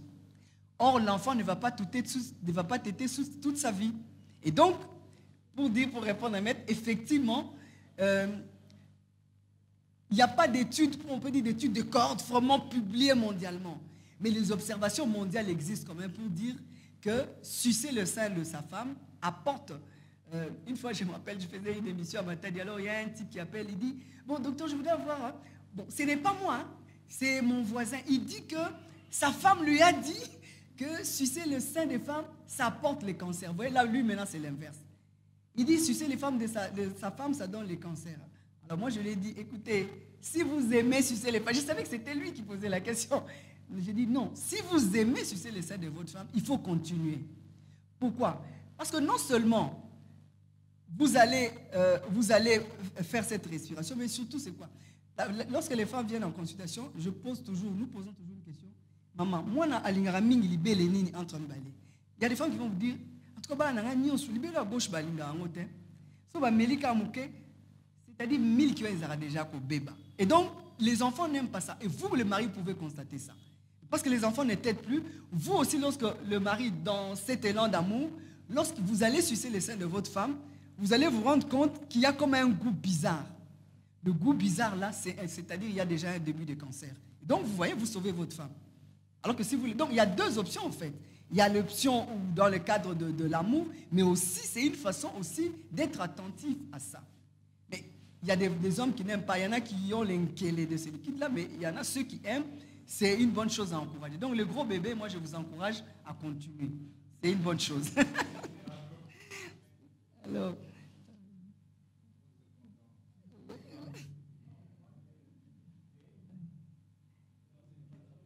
je crois que c'était Carlos. Hein? Oui, l'autre, peut-être que je n'avais pas le suivi, c'était.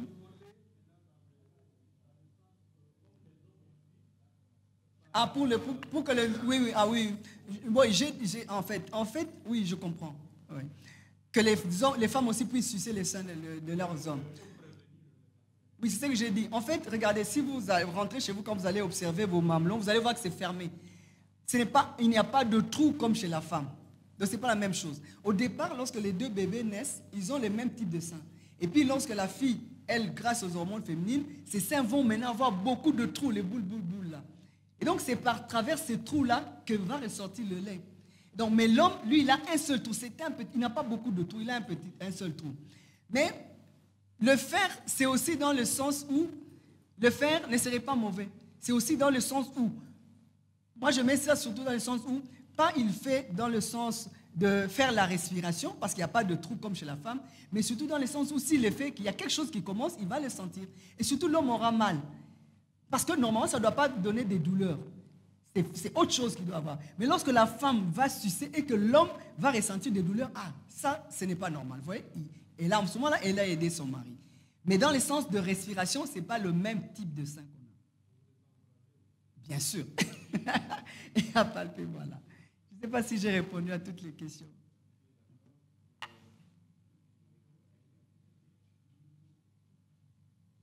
Ok, merci. Je pensais que ces sujets n'allaient pas attirer beaucoup de gens et pas beaucoup de questions. Moi-même, je n'ai même pas posé des questions. Bon, surtout, s'il vous plaît, essayez de poser directement la question pour qu'on ne prenne pas assez de temps. Je vais donner la parole à Michael Faustin.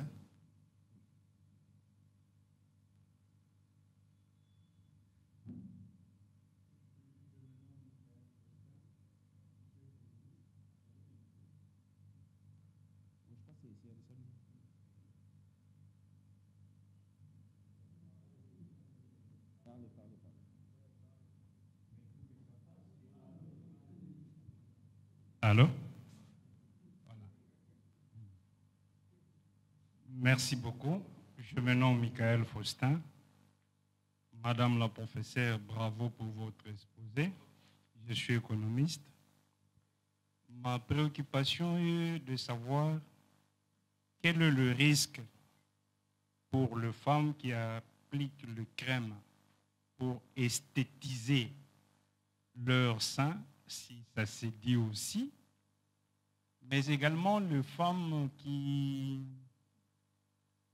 atteignent la ménopause.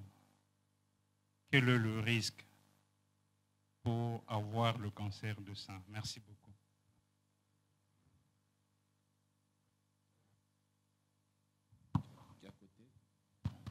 Merci pour la parole. Je suis Fred Arel Bunga, je suis pharmacien. Déjà, je vous félicite beaucoup pour votre exposé qui était très clair. Mais je voulais rebondir par rapport à ce que vous veniez de dire tantôt lorsque vous évoquiez la chimiothérapie et la chirurgie. Parce que dans votre exposé, vous n'avez pas trop insisté sur la prise en charge dans les traitements. Vous avez juste montré les photos des chirurgies et autres. Alors, ma question était celle de savoir quel est le schéma idéal de prise en charge du cancer. Et également, quand vous parlez de la chimiothérapie, vous avez parlé de la radiothérapie. Est-ce que la curithérapie est déjà d'application chez nous ici? Ça, c'est une question aussi. Également, est-ce que quand vous êtes dans le sillage du centre comment ça s'appelle, le centre de prise en charge du cancer, est-ce que dans les sillages, vous avez quand même l'idée sur les recherches avec nos plantes médicinales? Parce que je connais une plante, par exemple, le Bridelia divinaode, qui est un peu plus partout chez nous ici, qui a des pouvoirs antimitotiques. Est-ce que la recherche est aussi au sein du centre? Et la dernière question, dans le secteur pharmaceutique, on parle de plus en plus de la nanopharmacie. Et aujourd'hui, on nous parle de nanoparticules cuivrées, à base de cuivre, qui ont cette capacité de pouvoir s'introduire dans le tumeur et pouvoir agir et détruire le tumeur sans pourtant causer des effets secondaires tels que pouvait le faire la chimiothérapie. Est-ce que cette question est aussi d'actualité chez nous ici? Merci. Ok, merci. Je vais donner la parole derrière. Merci beaucoup. C'est le docteur Moufansoun, gynécologue.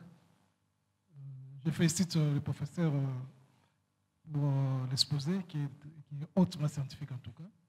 Et j'aimerais, professeur, nous, les seins, c'est un organe très, très noble. Les deux rôles que vous avez donnés aux seins ne suffisent pas. À part rôle nutritif, rôle esthétique, vous avez bien développé, mais vous n'avez pas mis ça, rôle affectif. C'est très important, rôle affectif. C'est vraiment, ça vient avant même esthétique. Deuxièmement, j'aimerais apporter une information. Le chef de l'État n'a pas seulement donné les 2012. Il est allé un peu loin. Il a aussi subventionné la radiothérapie. Subventionné la radiothérapie. Mais la population n'est pas informée. C'est l'occasion quand même de former la population pour que la population puisse en bénéficier. Il a donné ça pour la population. Nous sommes dans un organe politique que les autorités puissent être informées. Mais aussi, dans les recommandations, je pense que vous avez oublié l'aspect mutation génétique. C'est très important, BRCA.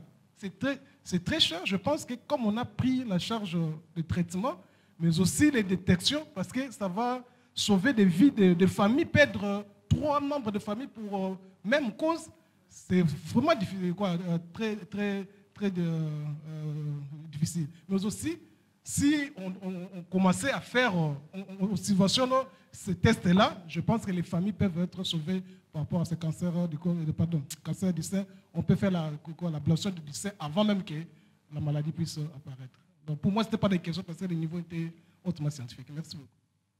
Ok, merci. Votre voisin, s'il vous plaît.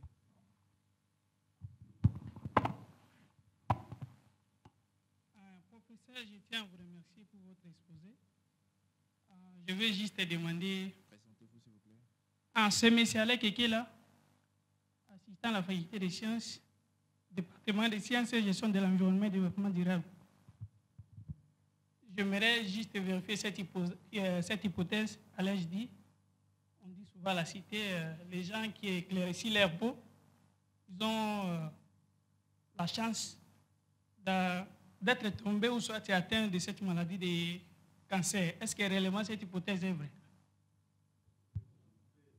Okay. Cancer de la peau. J'ai bien dit, cancer de la peau. Ok, d'accord, merci. Je crois la dernière question pour cette série. Merci, madame, pour la parole. Et ma question est au niveau des prostates. Comme vous le savez, madame. Vous pouvez vous présenter, s'il vous plaît. Je suis Kanou Mwangiwa Lelou. Je suis économiste. Et comme vous le savez, nous naissons avec la prostate. Avec le temps, nous grandissons et ça prend du volume. Et à un âge avancé, ça s'enflamme et au finish, ça devient prostatite. Et ma question est celle-ci. Pourquoi, après l'intervention du cancer des prostates, il y a peu de probabilités que les hommes survivent? Parce que vous remarquerez qu'il y aura toujours des complications et à 100%, vous verrez, c'est 90% des hommes qui meurent. Qu'est-ce qui explique ce phénomène? Merci. Ok. Prof, on va vous laisser le temps de répondre à ces questions. Merci, professeur.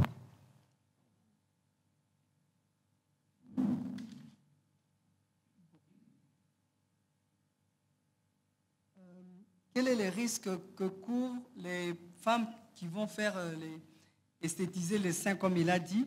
Effectivement, actuellement, on voit cette mode-là, des femmes qui veulent avoir des très gros seins. Et donc, qu'est-ce qu'ils font? Ils vont faire on fait la chirurgie. Le muscle que j'avais montré là en rouge. Donc, en fait, ils interposent des implants là-bas. Ce qui fait que ça rend le sein qui devient gros. Mais je vous assure qu'il y a le docteur Mofanson qui est gynécologue, il peut vous le dire. On a beaucoup de cas de cancer à cause de ça. Hein. D'autres même, ils ont placé leur fameuse prothèse. Après, on va rapidement enlever la prothèse parce que soit la prothèse a éclaté et la matière qui contient la prothèse. Il y a même des procès qui se passent en Europe pour des gens qui ont vendu des prothèses qui ont entraîné des cancers. Parce que déjà, il faut comprendre, on coupe les seins et puis on met... C'est un truc... c'est un tissu comment utiliser le terme? Un corps étranger, voilà, c'est le mot que j'utilisais. Et donc, la réaction qu'il va faire, va entraîner plus tard, nous avons dit, une prolifération anarchique. Et donc, c'est un conseil à donner aux jeunes filles de ne pas le faire. Parce que plus tard, on ne reste pas jeune fille éternellement.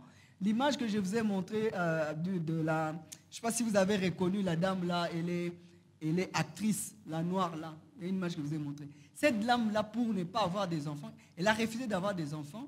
Maintenant, elle est déjà âgée et là, elle a loué un ventre pour porter son enfant. Tout ça parce qu'elle ne veut pas, elle a vieilli. L'autre jour, j'ai vu, ici, il n'y a plus de cheveux, on vieillit. C'est un phénomène normal. Que vous ayez mis des seins comme ça, mais un jour, vous allez toujours vieillir.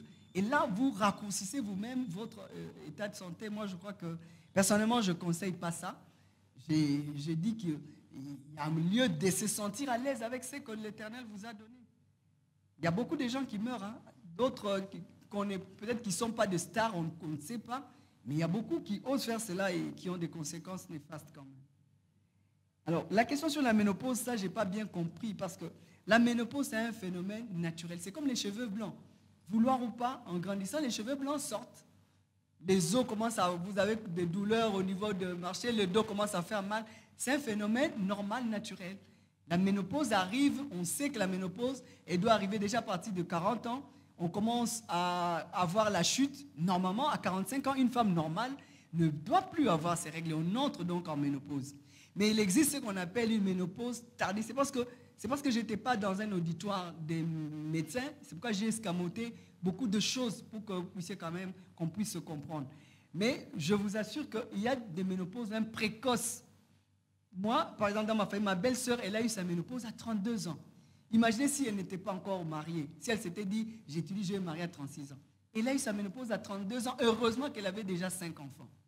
Mais il y a d'autres personnes qui ont maintenant des ménopauses tardives. Comme je vous ai dit, moi, ma propre mère, elle pensait que c'était la ménopause, or elle était enceinte de notre cadet. Il y a une différence de plus de 10 ans entre l'avant-dernier et les derniers. Donc la ménopause arrive. C'est-à-dire que la personne doit accepter cela, que c'est un phénomène normal, que c'est comme ça que le Créateur l'a fait. Vous naissez, vous grandissez, et puis vous arrivez à un moment où vous allez courber jusqu'à ce que vous allez mourir. Mais il y a des gens qui refusent cette étape-là. Même chez les hommes, hein, et vous allez voir qu'ils vont commencer, ils refusent de grandir. Et là, je réponds directement à la personne qui a parlé de la prostate. Ils refusent justement de vieillir. Ils vont commencer à prendre des médicaments pour rester fort parce qu'il veut prendre de jeunes filles. Mais entre-temps, sa prostate lui-même, vous l'avez dit vous-même, qui a pris du volume, parce que ça, c'est un phénomène normal. La prostate aussi, c'est comme les cheveux blancs. Vouloir ou pas, c'est comme on a dit pour la femme, le cancer de sein. Même pour la prostate, vouloir ou pas, à un moment, la prostate va prendre du volume. Mais seulement pour la prostate, quand vous dites ceux qu'on opère de prostate, après ils meurent quand même. Non. Ils meurent quand même ceux qui viennent en retard. C'est-à-dire quand on a pris en charge la prostate, il y avait déjà un cancer qui avait déjà donné des métastases. En ce moment-là, même si on opère, moi, mon propre père est mort de cancer de prostate. Et donc, il travaillait à la Régie des eaux, et comme on fait le check de toute l'année, on devait faire le check. Et lui, il était parmi les gens qui avaient le cancer. Mais mon père ne voulait pas, il avait peur. Et même moi, sa propre fille qui suis médecin, je n'étais pas au courant. Tous ses amis qui ont accepté d'être opérés, ils sont vivants jusqu'à aujourd'hui. Mais mon père est mort il y a à peu près 6 ou 7 ans. Parce que lui, après, il s'est avéré que c'était un cancer. Vous voyez? Donc, si vous allez avant, à partir de 40 ans, il faut déjà commencer à se faire examiner sa prostate. À partir de 40 ans déjà. Et dès que vous l'avez vu avant, moi, par exemple, comme je vous l'ai dit, c'est aussi une maladie familiale. Mes frères, par exemple, ils savent chaque année, ils doivent se faire examiner la prostate. Même moi, qui suis issu de cette famille où il y a un cancer. Donc, je sais que je suis dans cette famille où il y a les cancers. Chaque année, je fais mes examens de sein, de col, comme ça. Même si tu le vois, parce qu'on est toujours, on est bien pourtant ceux des malades qui s'ignorent. Hein. Et donc, quand on le voit à temps, on a la chance d'être guéri. C'est ça. Donc, en fait, pour vous répondre, non, la prostate, lorsqu'elle est prise à temps, elle ne tue pas. C'est lorsqu'on l'a pris en retard qu'il y avait déjà des métastases. Messieurs les pharmaciens, en fait, c'est vous qui devez aider même la République. Hein. Les Chinois, ils sont très avancés parce qu'ils font leur pharmacopée locale, comme on dit. Mais nous, on est obligé de recourir à la chimiothérapie, des choses comme ça. Vous avez déjà vu quelqu'un prendre la chimiothérapie? Je disais au professeur Béa, il devient plus malade qu'avant. Il peut même faire 48 heures, il reste couché tellement, c'est vraiment un médicament. Non, il faut aller voir, vous aurez pitié. Les cheveux tombent et tout le reste. Or, je suis convaincu que la pharmacopée de nos ancêtres, il y avait toutes ces histoires-là. C'est à vous donc, les pharmaciens, de nous aider avec ça. C'est comme on a fait avec la maladie ici qui a décimé le monde, c'est encore quoi, le Covid.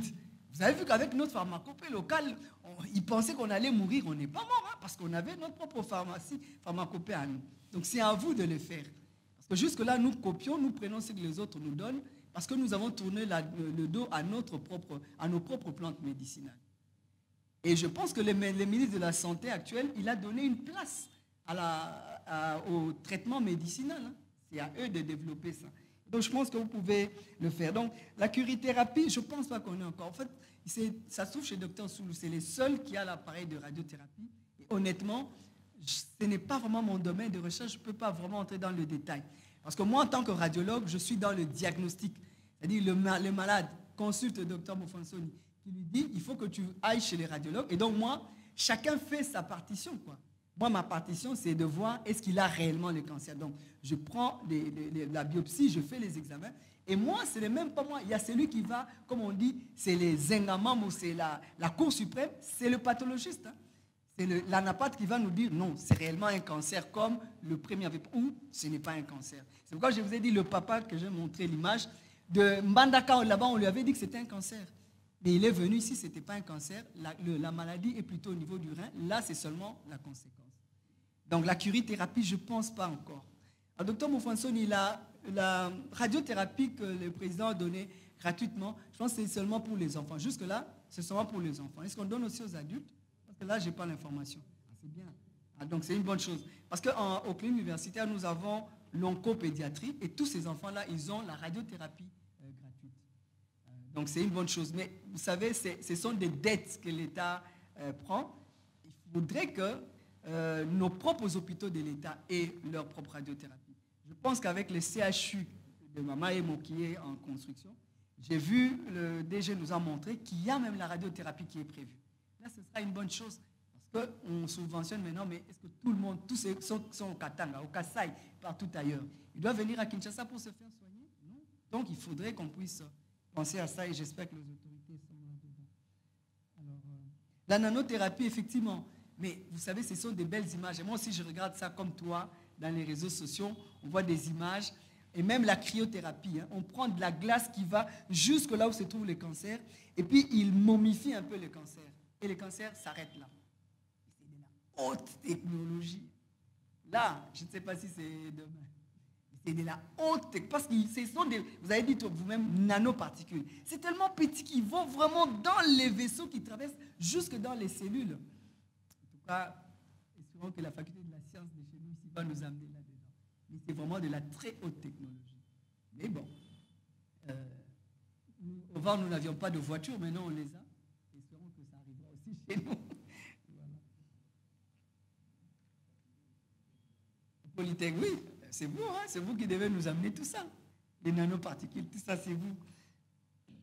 Alors ceux qui s'éclaircissent la peau, effectivement, dans le cadre, si vous voyez d'ailleurs beaucoup qui se sont éclaircis la peau dans le temps quand ils mettaient les ambis, machin, si vous les voyez, ils sont devenus noirs là.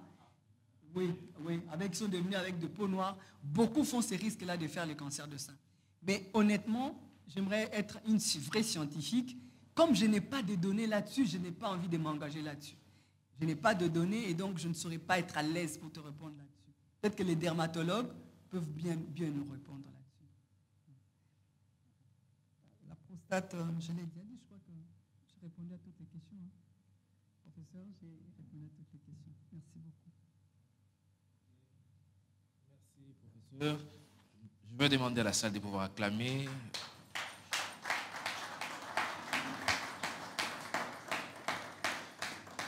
C'était intéressant, on a senti...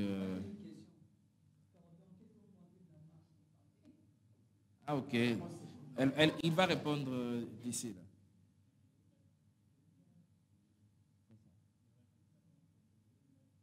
Ah, elle a proposé une date.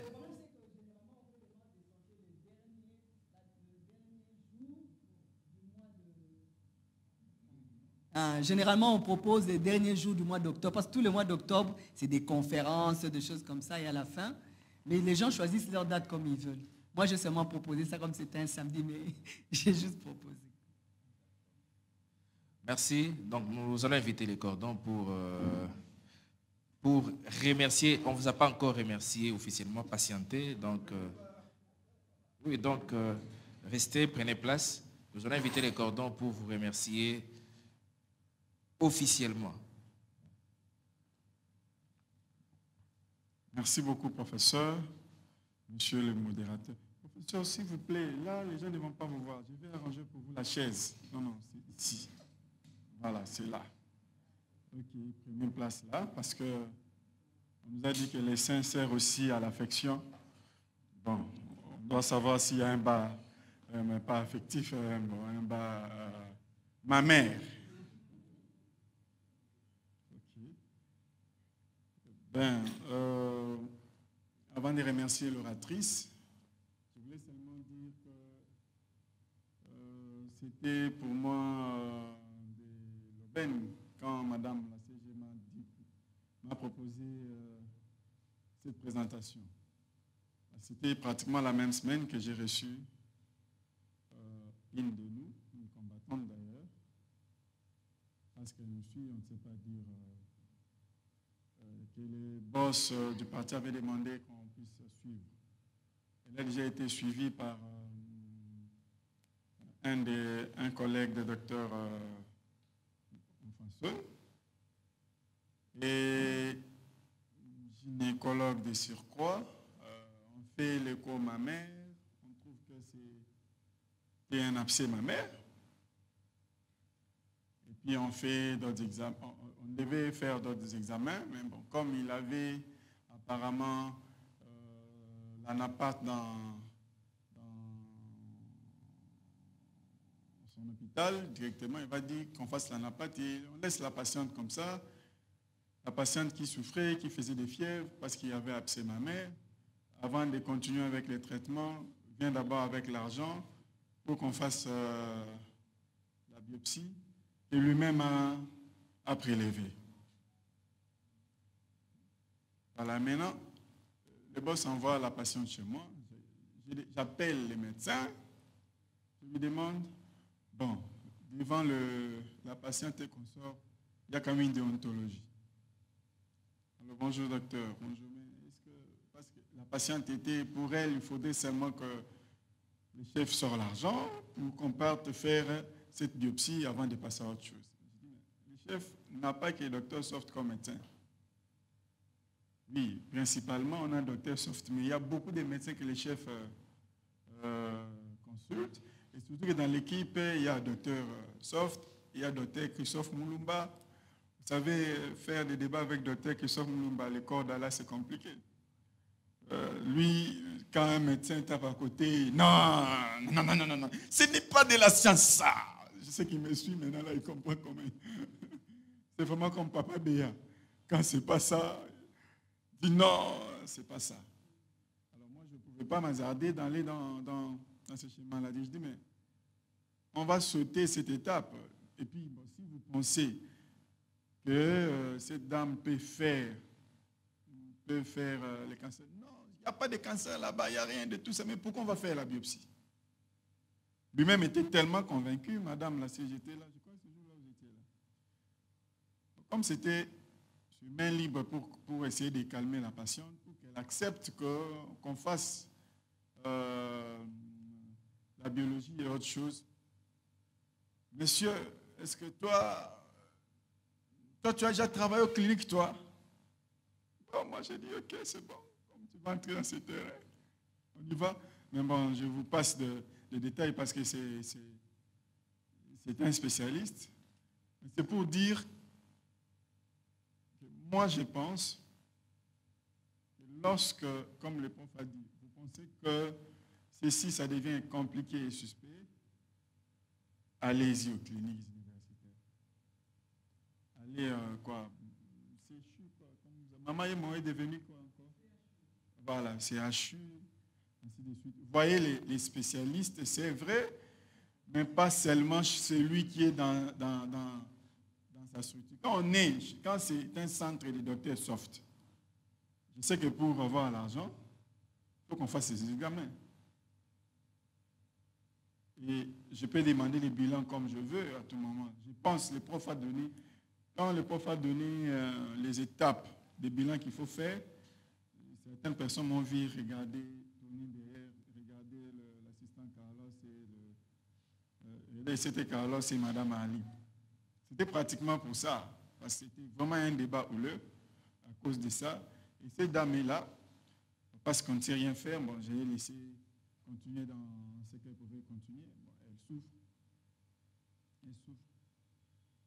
Donc, et puis on nous a dit ici que ça ne sert à rien de chaque fois se faire opérer des nodules, lorsqu'on ne maîtrise pas tout ça. D'abord, on a incisé, je ne sais pas moi c'était quoi, et après on parle de l'abcès, et après avoir suivi tout ça, vous comprenez qu'elle est déjà exposée. Je crois que l'équipe doit l'orienter vers et le gynéco et la professeure. Ça, c'est très important. Ce n'était pas pour vous faire oublier l'affection. On a parlé des seins. Le maître Jean-Martin a posé la question de savoir si on peut aussi faire l'inverse chez les hommes. Alors, on va prendre une position pour remercier l'oratrice.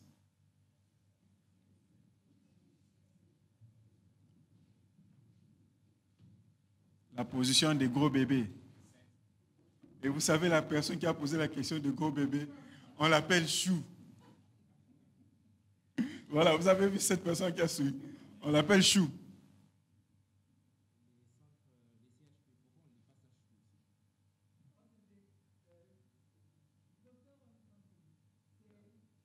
Mais c'est Chou, pourquoi on n'est pas Chou? La question du modérateur du jour, les CHU. Pourquoi on ne lit pas ça chou?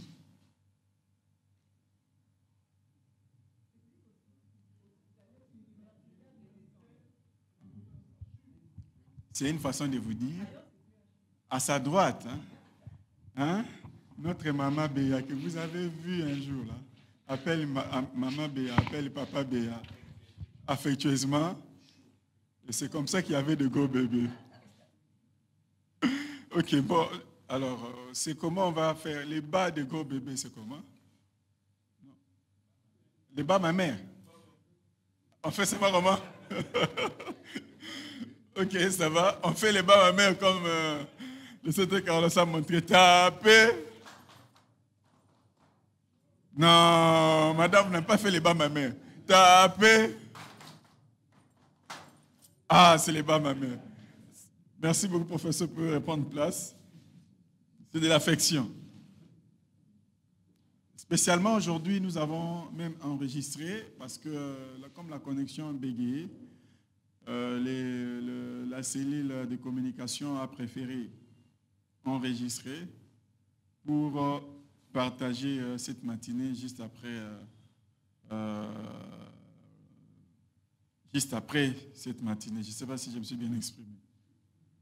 Donc c'est pour resuivre à la maison et probablement partager dans nos églises, partager par-ci, par-là. C'est bien d'avoir un pasteur intellectuel. C'est toujours bien. Quand on a un pasteur intellectuel, il sait que Dieu peut guérir par les médecins, par la prière, par la parole et partout. Voilà, c'est très important.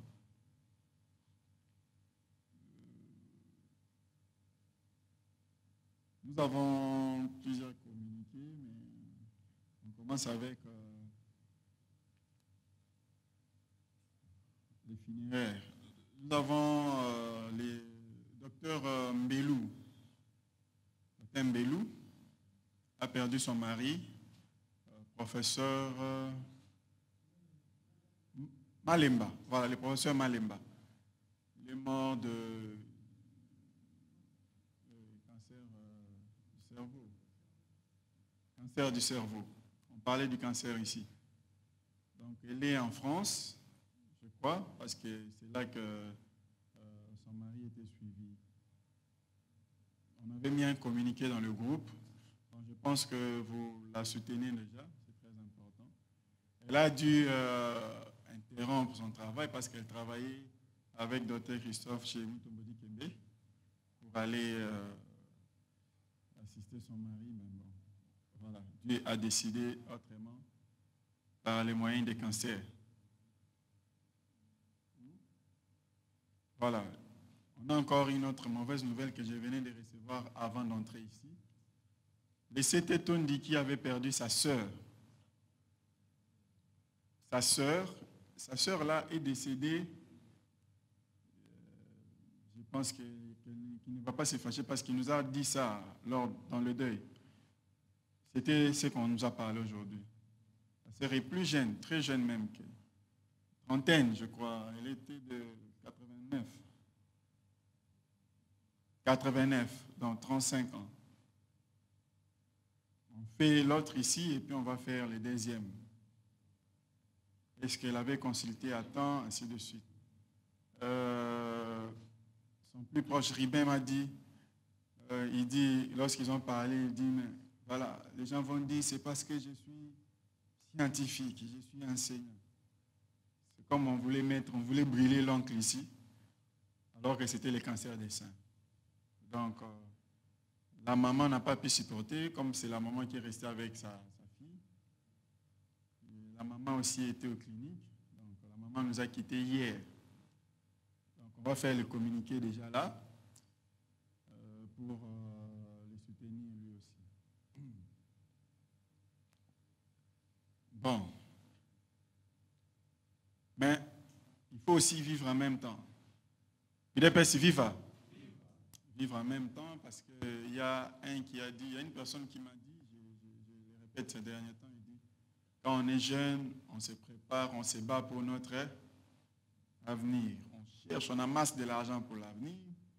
Et quand on vieillit, on commence à se battre pour rester en bonne santé parce qu'on a des maladies de la vieillesse et on dépense tout cet argent et en fin de compte, on meurt sans avoir vécu. Vous avez compris? Donc, quand on est jeune, on travaille durement pour assurer l'avenir. Pendant ce temps-là, on n'a pas de repos, on travaille durement. Et toute cette charge de travailler durement, pression, ainsi de suite, on les sent ou on les ressent quand on devient vieux. Et quand on les ressent, c'est quoi? C'est la maladie, non? Mais on a l'argent. On va se dire, non. Cet argent, si je meurs, qui va s'occuper de ça? Et l'argent commence à s'occuper pour garder la santé. En fait de compte, on meurt. Et on finit par mourir sans avoir vécu. Quand on était jeune, on avait dit on va vivre après. Et quand on devient vieux, on dit qu'on se soigne d'abord pour vivre après. Et après, on passe. C'est comme ça que la professeure a suggéré une marche de santé. Donc, vous allez dire qu'on n'a pas le temps, vous voyez, il faut travailler. Mais j'aime le prof, il dit, moi j'ai fait tout très bien. J'étudie très bien, j'enseigne très bien, mais je danse aussi très bien. Même si quand on fait les anniversaires, ils ne dansent pas. Vous l'avez déjà vu danser? Déjà? C'était où là? C'était là-bas, c'était pas l'anniversaire. Qui l'a déjà vu danser à l'anniversaire? Debout seulement sur la chaise. Voilà. Donc, notre anniversaire, c'est quand? L'anniversaire du corps de l'élite, c'était quand?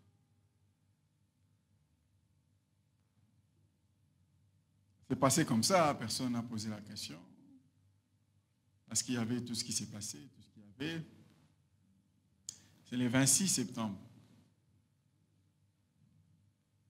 le 26 septembre. Le 26 septembre, on a totalisé 5 ans. Et quand on totalise 5 ans, normalement, on fête. Mais bon, on va coupler ça avec le chant de vœux comme avait demandé Madame la CG pour minimiser les dépenses. Donc, vers la fin de l'année. Mais le 26 octobre, comme c'est le 26, c'est un mois après, comme c'est un samedi, on va réellement avoir une marche de santé. Une marche de santé, mais des vétérans. Parce que la marche de santé des vétérans a, on appelle ça 4e mi-temps, je crois.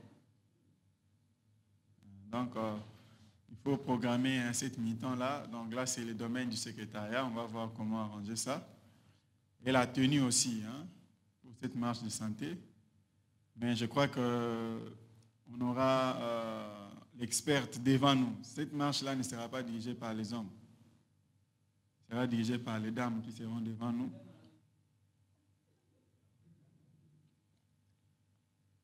Le 26 octobre, c'est un samedi, on a encore un mois. Non, on a encore beaucoup de temps. Je crois qu'on peut reprogrammer nos rendez-vous. On a encore beaucoup de temps pour annuler le programme du 26 octobre. On avait aussi prévu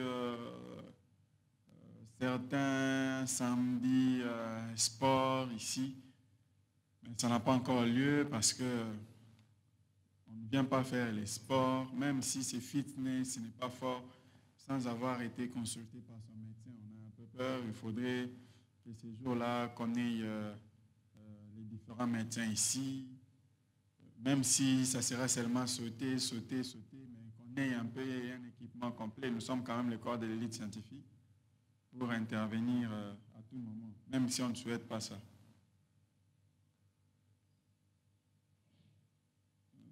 Et puis, il y a une évolution concernant la plainte, mais je crois qu'on n'en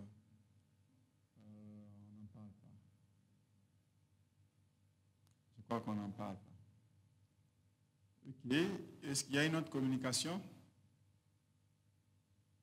Madame la CG, vous pouvez conduire l'orateur et son assistant du jour, monsieur le modérateur, pour faire une interview. Et comme c'était un enseignement de l'affection, pendant qu'il se lève, vous leur montrez l'affection.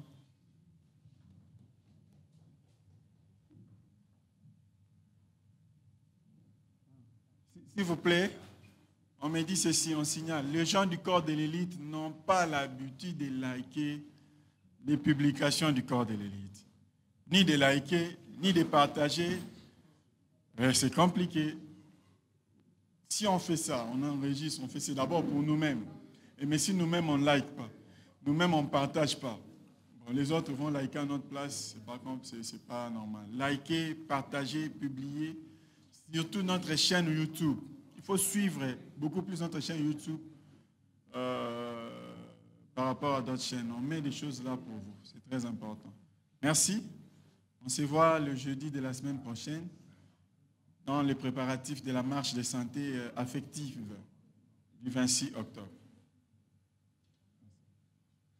Merci, professeur.